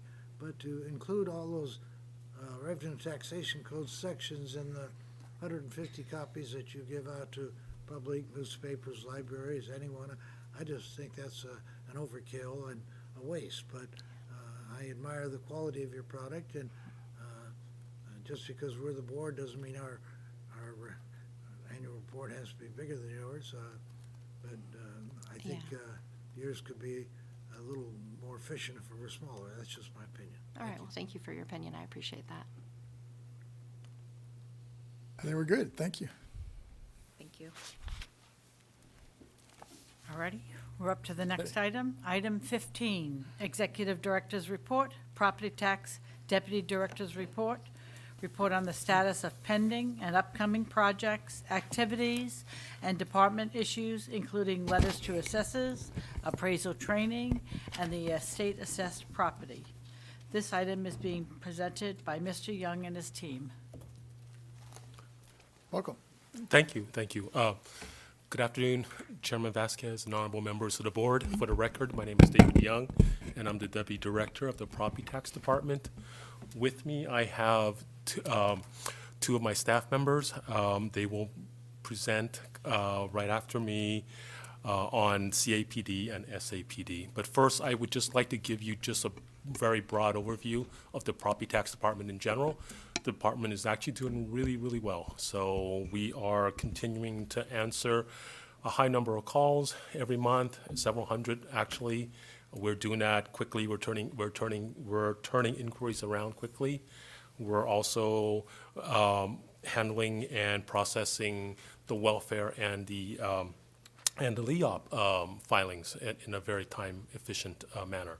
So overall, the department's doing really well. I actually do want to comment and piggyback on Ms. Renati's report earlier about our vacancies. The three that we filled, one was a promotion and two were actually new to state service. So that actually is a really good indicator. The promotional is always good. It's opportunity for staff to grow. But to bring in new folks, that actually bolsters our capacity. It's new. It's more hands on deck. And the other thing that I'm very, very excited about, I mentioned it last month. We are right now in the process of recruiting 2 chiefs for the CAPD side. So we've restructured that side of the house, of the property tax house a little bit. Surveys will be their own standalone unit, and then all else in CAPD will be under a different chief. So after this, we will actually have 3 chiefs in the property tax department, and that will help tremendously in our ability to get some stuff done and some stuff to look. We're able to take a look at some really interesting and new stuff. So that's just a broad overview. If I'm available for any questions. If not, I will turn it over to our next presenter. I think we're good. Hearing none. Ms. Schultz, can you start with our first presentation on letters to assessors? Good afternoon, Chair Vasquez and honorable board members. I'm Glenna Schultz, Principal Property Appraiser in the County Assessed Properties Division. Today, I will provide you with a brief report on letters to assessors. Attached to this month's agenda is a memo on letters to assessors, which provides a list of the LTAs that have been issued since our last board meeting. In addition, the memo provides a link to the BoE's website where a list of all LTAs can be found that have been issued to date. As of the date of the attached memo, BoE staff has issued a total of 38 LTAs for calendar year 2023. Since our last board meeting, 3 of those LTAs have been issued and are summarized as follows. an LTA to issue the Siskiyou County Assessment Sampling Survey, an LTA to issue the San Luis Obispo County Supplemental Assessment Practices Survey, and an LTA to issue the 2024 calendar for the valuation of public utilities and railroads. This concludes my report on letters to assessors. I am available to answer any questions you may have. I think we're good. Thank you. I will now provide a brief report on the BOE's Appraisal Training and Certification Program. For the 2023-24 fiscal year, we have scheduled 34 classes and 3 workshops. To date, 17 of the 34 classes have been completed. Since the last board meeting, 1 class has been taught. We also continue to offer our existing online basic training courses available through American River College and California State University, Sacramento, as well as our online courses and self-study training sessions available on the BOE's website. This concludes my report on training and certification. I'm available to answer any questions you may have. I think we're good. Thank you. Thank you. Hearing none, Mr. McCool? Thank you. Good afternoon, Chair Vasquez and honorable members. My name is Jack McCool, Chief of the State Assessed Properties Division. Today, I will provide information on the status of ongoing work in our division. Staff continue to focus on our remaining assessment appeal workload. Staff participated in the last round of appeals conferences last week and continue to work with petitioners in an attempt to find agreement on remaining issues. All remaining petitions will come before the board at the December board meeting. Staff also continue to make good progress on our 2023 property tax audits. Most audits have been completed and continue to go through the review process. Audits resulting in a recommendation for a change in value will start coming before the board in early 2024. Finally, we have completed our annual State Assessed Properties Division newsletter. This newsletter is something our division completes annually and is mailed to every state assessee. The newsletter provides assessees with information on how to correctly file their annual property statement, provides key dates for 2024, and also provides a listing of key personnel by topic so assessees know who to contact in our office should they have a question. The 2024 newsletter is live on our website, and you should have received a hard copy today so that you can see what our assessees receive. This should be going out in the mail next week. That concludes my monthly update for the State Assessed Properties Division, and I'm available to answer any questions if you have any. Thank you. Yeah, Deputy Controller, I think, has a comment or question. Thank you, Mr. McCool. I'm looking at this for the first time. It's beautiful. It's a beautiful Thank you. publication. I love the key dates. I love emailing your property statement, and most of all, I love in a public agency having direct access to members of your team. And I think that's so important. And it's just another example of cutting the red tape. And so if I want to talk to somebody involving pipelines or railroads, I know exactly who to call. So just a job well done. And I think this is really great work. Thank you, Chairman. I yield back. Thank you. Thank you. No, kudos. It looks really good. And I appreciate the work you and your staff have done, especially on these appeals. You know, we've been pretty successful, knock on wood, so far, I guess, that you've been able to handle these before they've come to us. And so just wanted to thank you. And I know you have a good team behind you doing a lot of the work. Appreciate Absolutely. it. Thank you. Say no other comments. Thank you. Thank you. Thank you.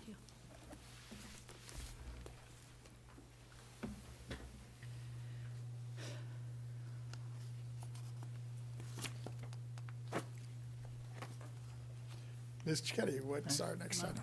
Our next item on the agenda is item 16, Executive Director's Report, Legislative Research and Statistic Division Chief's Report, update on administrative and program-related legislative bills impacting the BOE. This item is being presented by Mr. Angelo. Welcome. Good afternoon, Mr. Chair and members. Good to see you. Last month, I gave a pretty comprehensive report of the bills that went to the governor and were signed. And today, I'm going to I'm going to briefly summarize some of those, and I'm going to talk a little bit about some of the bills that are two-year bills. Some of them have to do with issues that went to the governor and were signed in other vehicles. So there may be not a strong likelihood that some of them move next year. And then I'm going to talk a little bit. I'm going to talk a little bit about Prop 1, as there's been a request by the members, and our executive director has committed to looking into that issue further for future board meetings as to how we approach and cover, like objectively, the breadth of that proposal that is going to be on the March 5th ballot. So last month I covered the, and I forgot to mention, I'm not sure if I referenced myself, Ted Angelo with the Legislative Division, because I can't remember if I actually said that before. So I want to make sure I reference that for the for the record. The two bills that were signed by the governor that were our sponsored bills, SB 889 and SB 890. We covered those last month, so I'm not going to go over them again, but we are in the process of asking for legislative proposals for next year. So we're looking at our own concepts that would either clean up what we need to do next year, and we also need to speak to CDTFA for anything where we have joint jurisdiction, anything with the alcohol and beverage tax and insurance programs. So we're taking a look at that, and I know you've talked today about potential legislative proposals in the future coming out of the working groups. So those are all things that we would be looking at soon that would be brought back before the board. The other bills that I covered last month that were signed by the governor were the base year transfer value bill by Assemblymember Gallagher, AB 556, that was extended. SB 4 by Senator Wiener, which is the higher education or religious institution provision bill that we talked about earlier today, the use by right capability of that, helpful for the development of affordable housing. SB 20 by Senator Rubio was signed quite a bit before some of the others, which allows for the joint power authority provisions to be instituted in law, two or more local agencies to create a regional housing trust to address funding needs. SB 423 by Senator Wiener is the streamlined housing approval that continued the ministerial approval process that was established in SB 35. So that bill was established in 2017, SB 35, and this one goes a little bit further. I went into detail about the additional jurisdictional provisions and used by right capabilities that bill continues, and it continues the sunset date until January 2036. So that gets to what we've been talking about today regarding the state not meeting its goals for not just multifamily housing, but housing in general, not just low-income housing, not just moderate-income housing, but all of its housing needs. So it's trying to address a little bit of what SB 35 was striving to do and go a little bit further. SB 588 is the welfare exemption bill. That bill was a 2-year bill, and that is the partial exemption from property tax for rental housing that is owned or operated by entities, including 90% of more being low-income households. So that was one of the low-income housing bills that was just put for reasons that the others were moving. It was made a 2-year bill. It had some cost implications, so that could be one of the bills that I was referencing that we may see come back next year. SB 734 by Senator Rubio. which is the possessor interest bill that we supported, where it does not create independent possession of use of land or improvements by the tenant, codifying our longstanding legal opinion. That bill was signed and effective January 1st. Let's see.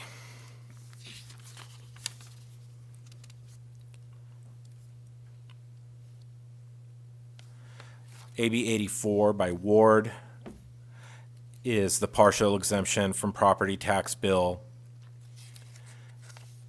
that allows 501c3 bonds to be used as a funding mechanism, another tool in the toolbox that they're using for meeting low-income housing funding. That bill will be effective, actually that bill is effective October 11th of this year as an urgency measure. The Affordable Housing Finance Work Group bill I discussed last month, AB 519 by Schiavo, is a list of entities that are working towards solving some of the affordable housing problems that we have in the state. That's effective January 1st of next year. Some of the veterans bills that you've talked about and programs to assist veterans, AB 1361 by Assemblymember Hoover, effective January 1 of next year. This authorizes a county assessor to use electronic determination of eligibility. We covered that last month. So things to streamline the process that weren't there before. Another base year bill, that AB 1500 by Irwin. It goes hand in hand with AB 556 by Gallagher I mentioned earlier for folks that were hit by disasters such as the wildfires we were talking about today on some of the other issues, and doesn't handle the insurance dilemma that we're talking about. That's been going on for a long time. But it's a help for those people that were struck by disaster to continue their ability to rebuild or move to other areas with their base year transfer.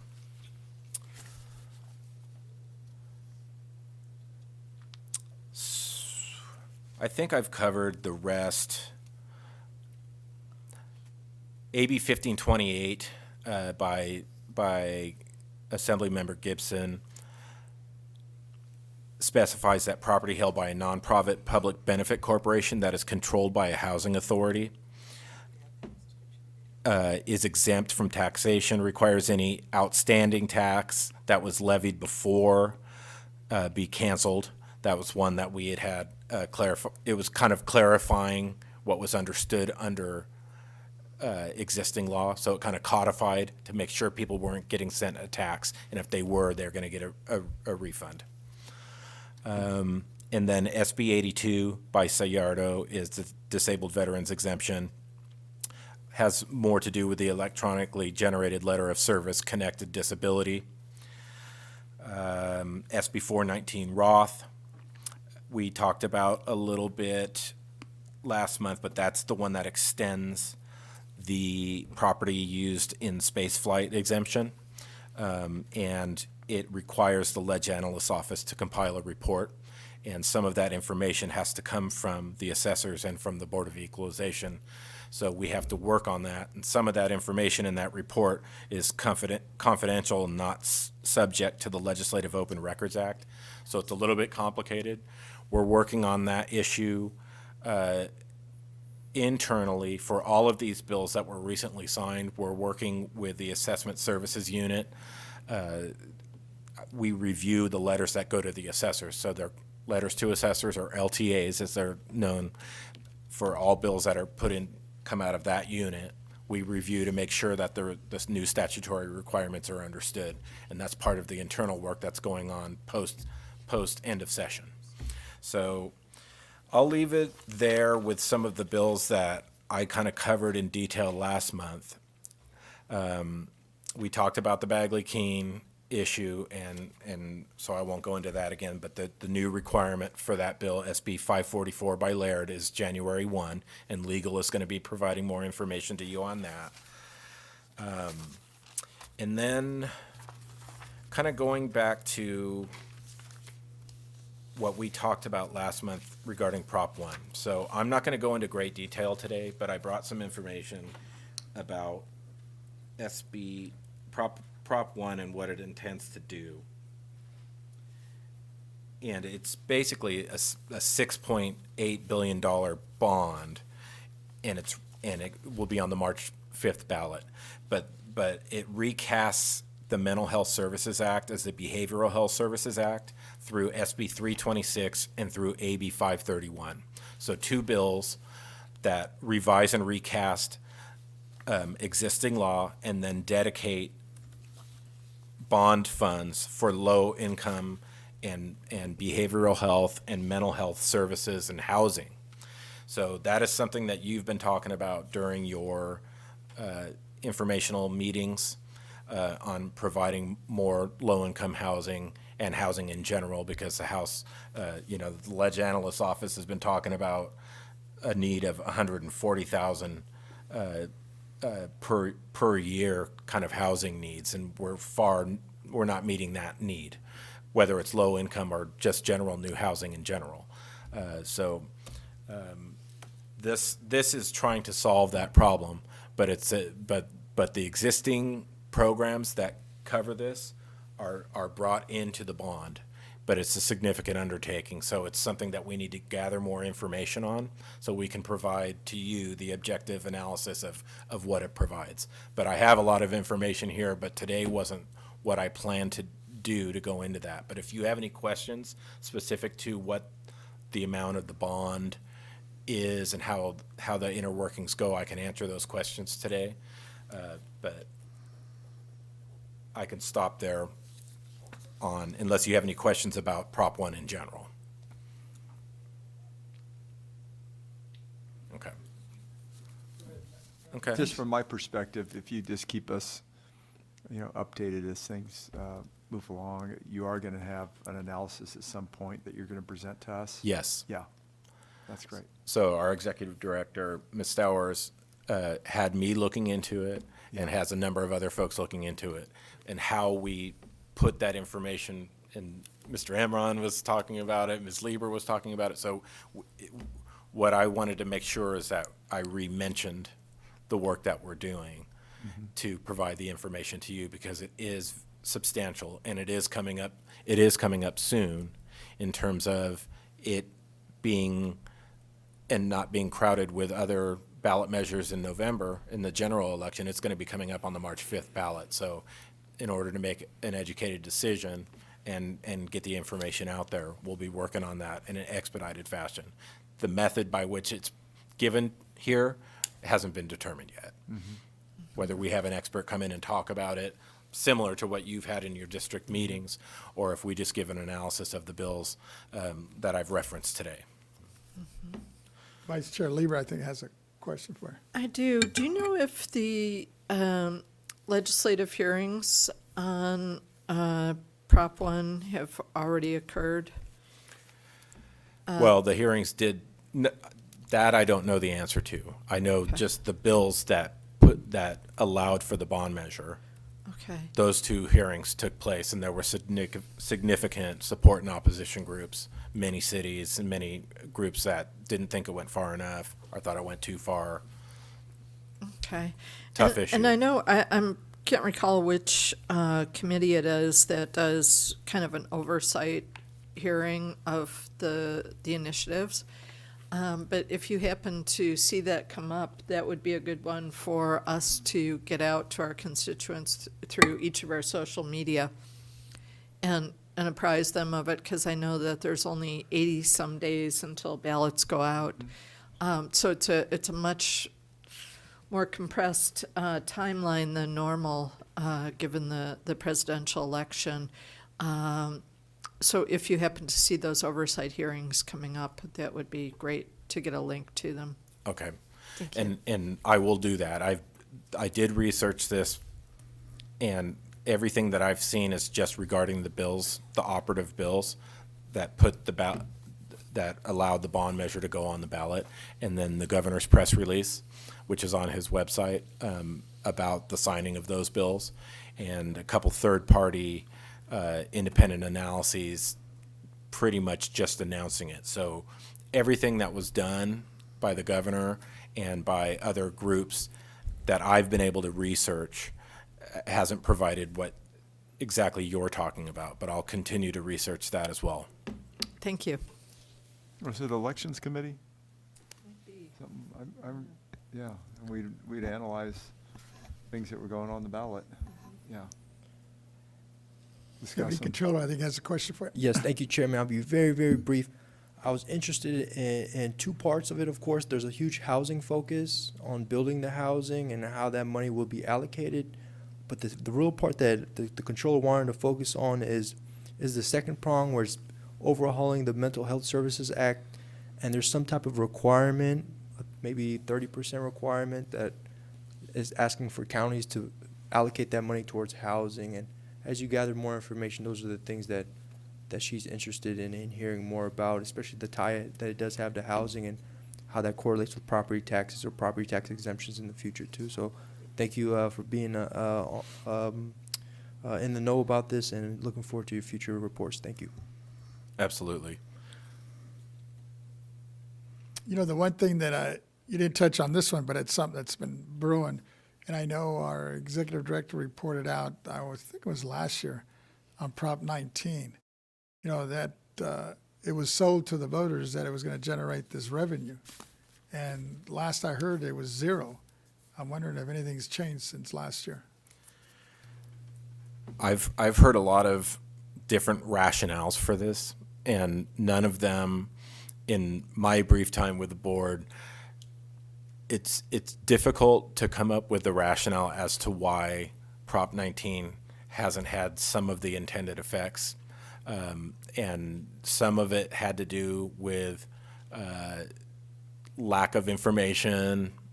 You know, most people just don't think about a new statute like that, even with what you've been talking about with updating the website. All the board members here have been talking about updating information to taxpayers and letting them become aware of it. But there's COVID issues that were in play. There was the transfer deadlines being missed slightly that's been reported on, that we just haven't come up with the exact, housing isn't transferring as much because there's not as many transactions happening because the interest rates are going up. There's so many different factors that are at play. It would be hard for me to try to, explain without statistical folks from our, coming up and saying this is what we know so far. But I just know it hasn't been as expected so far. Well, I mean, it's kind of appalling. I mean, they sold it to the voters saying it was going to generate $10 million a year. And here we're in year 3, and I keep hearing there's zero. Right. Is that something we can look into? Absolutely.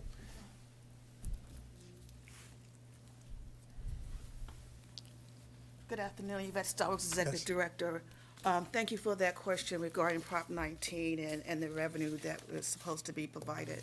The Department of Finance has that responsibility of Or computing. find out from them, yeah. They have the responsibility, and they do a report on an annual basis. I don't think it would be appropriate for us to go into their calculation and question how they're getting there, because that's by statute and by the Constitution. It was given to them to determine the increase in revenue. So it's outside of our area, although it's property tax, I understand. That's why, yeah. Yeah, I but mean, you hit it. It's property tax. It's property tax, but it's a calculation of the revenue coming from property tax, and actually it's a calculation of the revenue coming from income tax. The Department of Finance is the entity that has access to that information. Both And of I them. guess is that something as a board, maybe we could put out to the Department of Finance, what's going on? Because I'm constantly getting calls in my district about it, especially those that were misled. A lot of groups. Could we write a letter just requesting? Just a report. I know in the past we've had finance come. They do the report yearly, and it's probably coming up in January, February. I know when they came last time, I think I mentioned it, they weren't prepared, so maybe it's something we could include. So when they do come next year, hopefully they have an answer for us. Okay, So, we can share with our constituents. okay. I don't know about you folks, but I constantly get that. I'd like call. to know, yeah. So I'm sorry, so you don't want them to just give you their end result? No. You want them to explain, How did they sell this to the vote? Department of Finance was asked, I'm assuming, from what I heard, when they put this before the voters, they did the analysis that came up with this $10 million figure. Is that correct? I do not believe the Department of Finance did the Well, revenue I'm estimate. looking for my assemblyman and my senator. That would have been LA. When you put out these bills, Generally, that's LAO that would have done that. well, maybe we're asking the wrong person then. But Vice Chair Lee. Yeah, the bipartisan, this is Ted Angelo from the Ledge Office. The Bipartisan Legislative Analyst Office does estimates as well.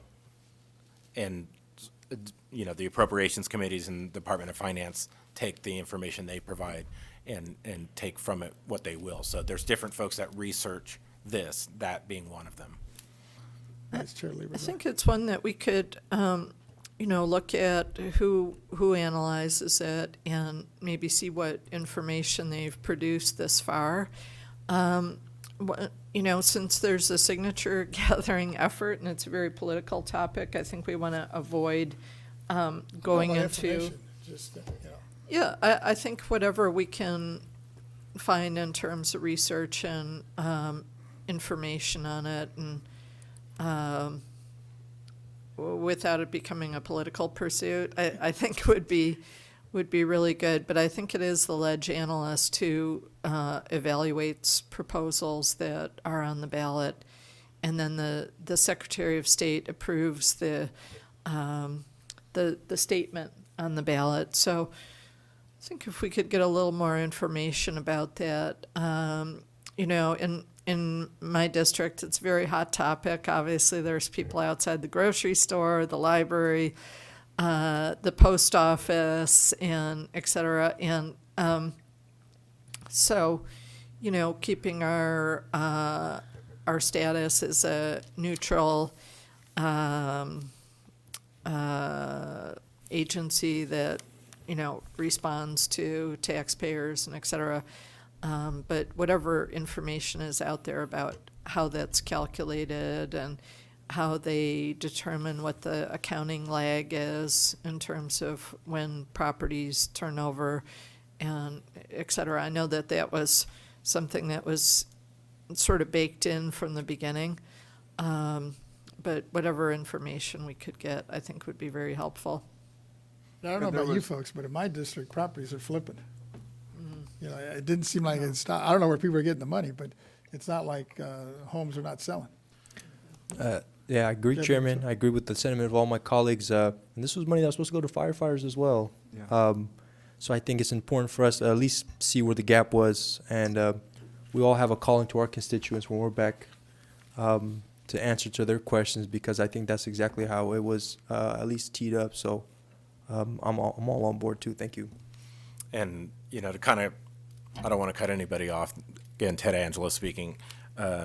We'll take a look at the information, and we'll also look to see if language in the proposition itself had a reporting requirement, because sometimes in ballot initiatives they do have something that the state auditor, the state controller, other reporting entities sometimes have to do that. So we'll check that out as well. That'd be helpful. I just, I've been hearing from county assessors, because they're supposed to get, I think, 15% Percentage. of the revenue from these transactions when people are moving, and they're using the base year value. So I know there's an element county to county. I think it was a 15% calculation, and I thought 85 went to firefighters.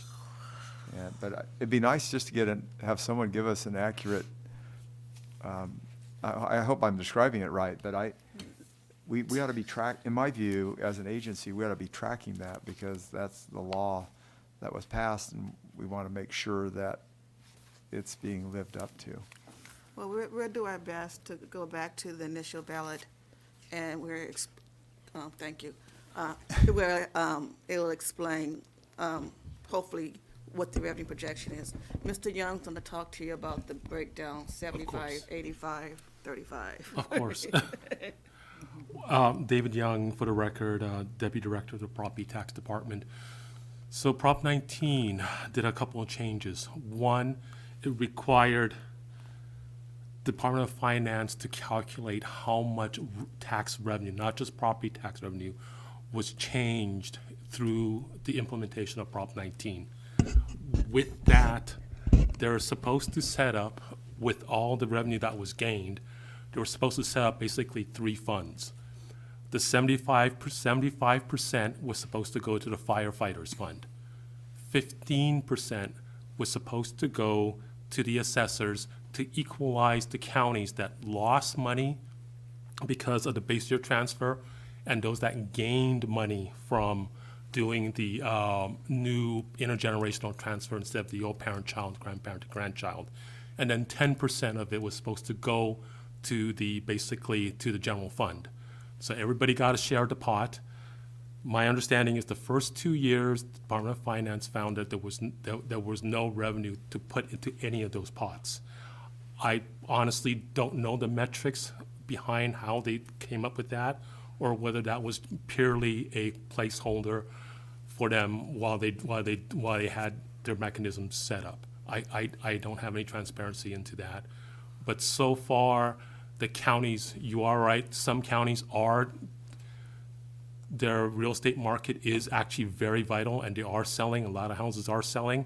So that scoring of counties that gain money because of the new intergenerational, and those counties that have been basically losing money because people are leaving high-dollar counties and moving into mountain counties. Assessors are working right now. They're working on a technology project in order to track all that stuff so they can actually come and reconcile that basically equalization when it all comes around, and they figure out how much money is in that 15% pot. Right, and I think part of the rationale was that the house, let's say there's a home in the Bay Area and they move to the foothills. Right? Yeah. So that house has let's say they were in the home for 30 years, has a low base year value. When that home is resold, it goes back up to market. Yeah. Right. So there's a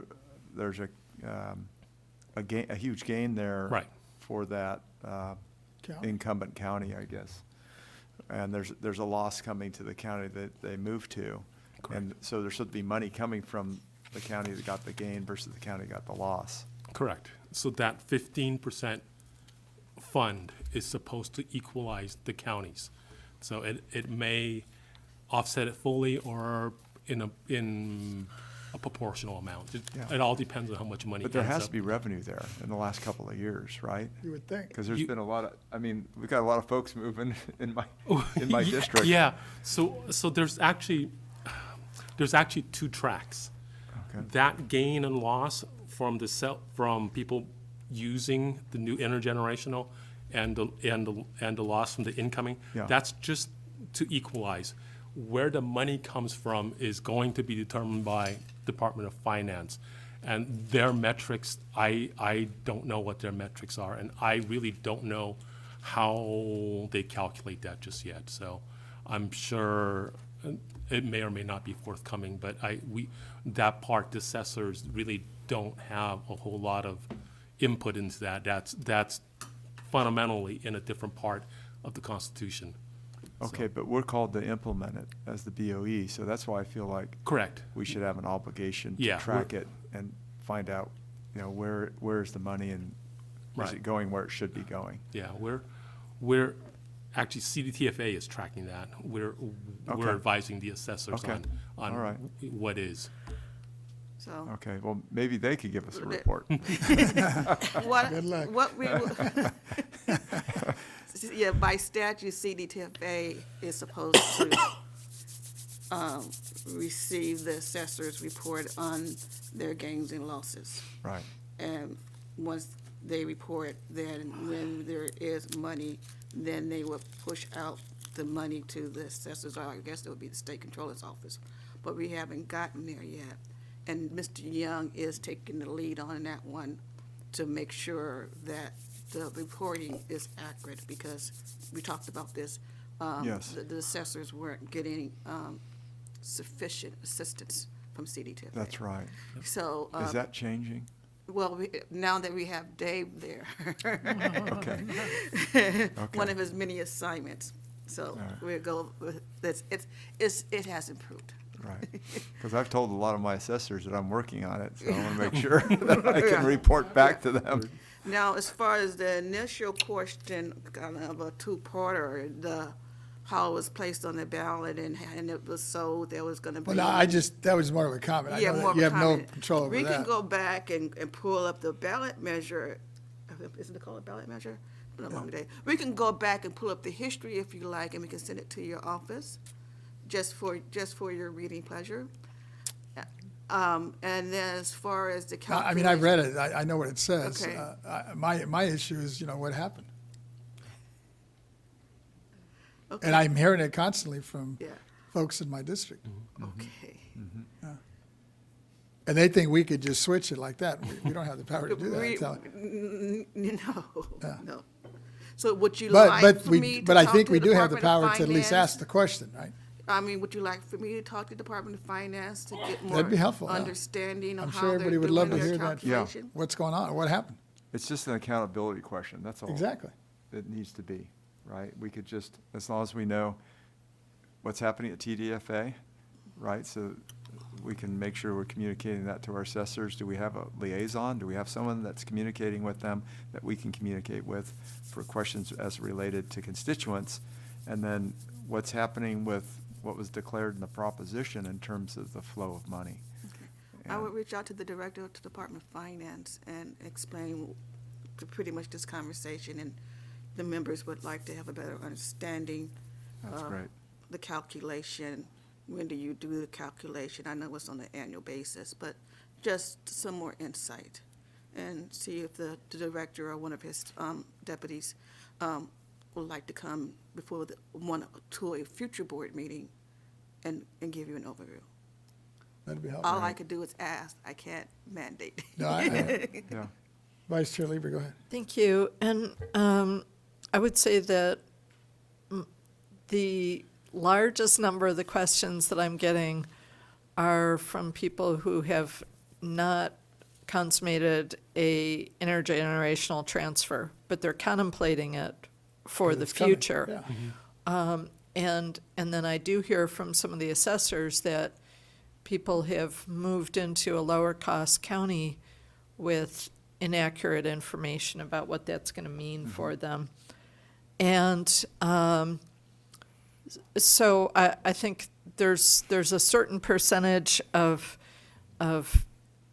sales out there that are going to be these intergenerational transfers, but it's probably not the majority. So I think out there in government land, there's probably somebody who has a handle on a ballpark figure, like 10% of them, because houses and condos and et cetera can be selling like hotcakes, but it could be the case that very few of them are an intergenerational transfer.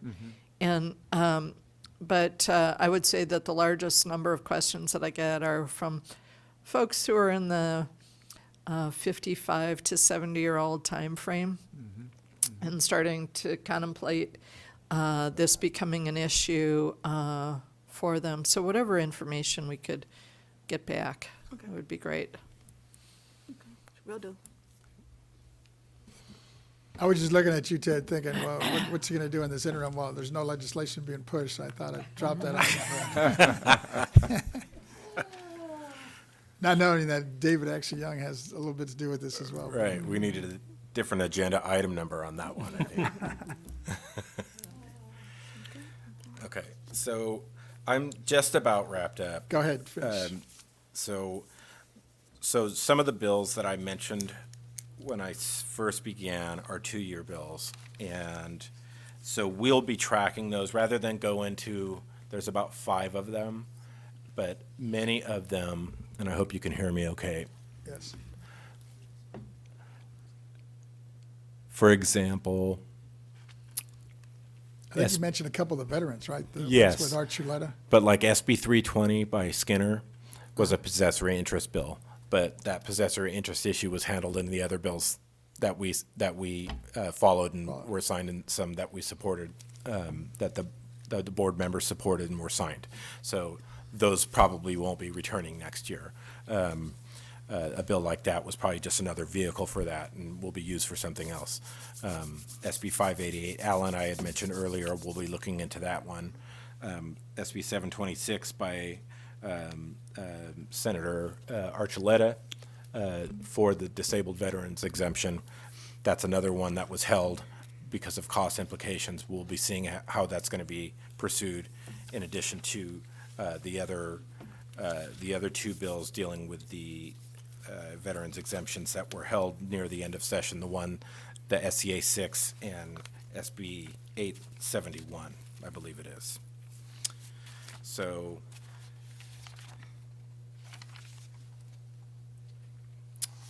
I'll stop there. That's the nexus. That's the priority of my report right there. I've kind of covered today. We went off on the Prop 19 train. So if you have any questions regarding any of the bills that I mentioned or did not mention, again, last month I went measure by measure and gave great detail, so I don't want to do that again today. It's been a long day for you, so if you have any questions, I'm free to answer them now. No, I'm good. Thank you. We're good? Appreciate it. Yeah. Thank you. We Okay. appreciate it. Thank you. I think the moral of this conversation is to be very sparing with the constitutional amendments that you put on the ballot.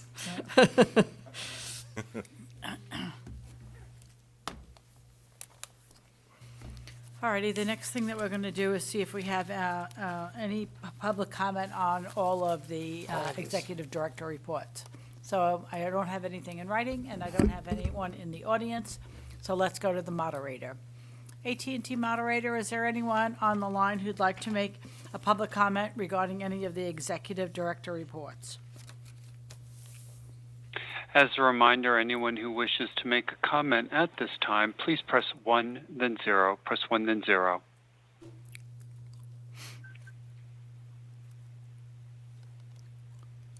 There is no one who signaled that they wish to speak. Thank you, moderator. We're up to the last item on today's agenda, closing remarks and adjournment.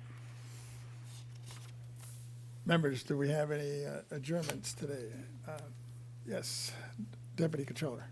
Thank you, Chairman. I want to thank all my fellow colleagues here and all the board members and staff and just the entire team for another successful meeting. I'm really looking forward to the Thanksgiving holiday, but before that, I just really wanted to do one in memoriam on behalf of the Controller. She's beyond saddened to learn of the suicide deaths of 4 members of the Los Angeles County Sheriff's Department, 3 active and 1 retired member of the force who all passed away within the 24-hour period. This was from last Monday into Tuesday, 4 suicides in 24 hours. And in recent years, studies have shown that more officers have died by suicide than the number of those killed in the line of duty. Our first responders have higher risk of suicide than the general population, a disparity that this state must address. And during these trying times, it's important to check in on the well-being of our friends, our colleagues, our family. And if you're not okay, it's okay to ask for help. It's okay to say you're not okay. If you or someone you know is in emotional distress or suicide crisis, you can reach the 988 National Suicide and Crisis Lifeline by calling or texting 988 for 24/7 free access to free and confidential service. Thank you, and may God rest all 4 members of the LASD's souls. Thank you. No, thank you for bringing that up. I'm reminded of, well, actually, I think as we speak today, there's a conference going on down here, and I think it's at the Holiday Inn on mental health. And it's primarily by an educational group, but it kind of cuts across all professions these days. Yeah, it's like you mentioned, I think sometimes we forget. We get caught up in our own world and we forget to reach out to folks that may be going through some tough times. With that, I like to adjourn also. Well, before I say adjournment, in closing, I would just like to wish everybody a safe and hopefully a not so heavy meal on Thanksgiving here as we come up on this big celebration next week. But hopefully you enjoy your loved ones. And like you mentioned, Deputy Controller, often we forget. And I think, since we're talking about being thankful next week, I think it's a real good opportunity to reach out to folks, especially those in need, and invite them to your Thanksgiving dinner. But with that, I do want to adjourn in honor of a lost member of the Santa Monica College community.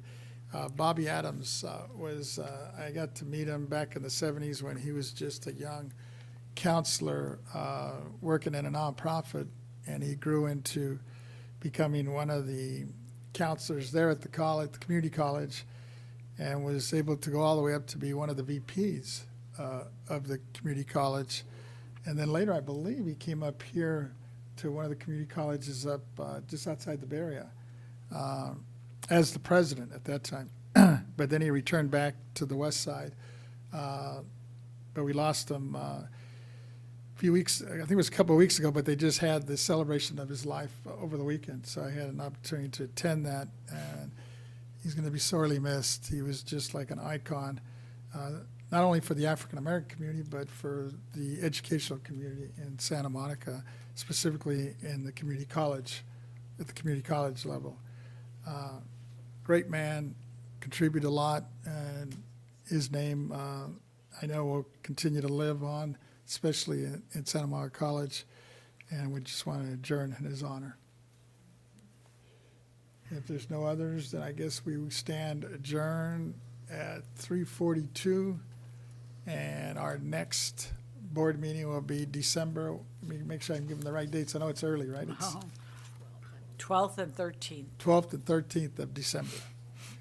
Enjoy your holidays, and we'll see you back. Have a great Thanksgiving, everyone. Thank you. Thank you. We're adjourned.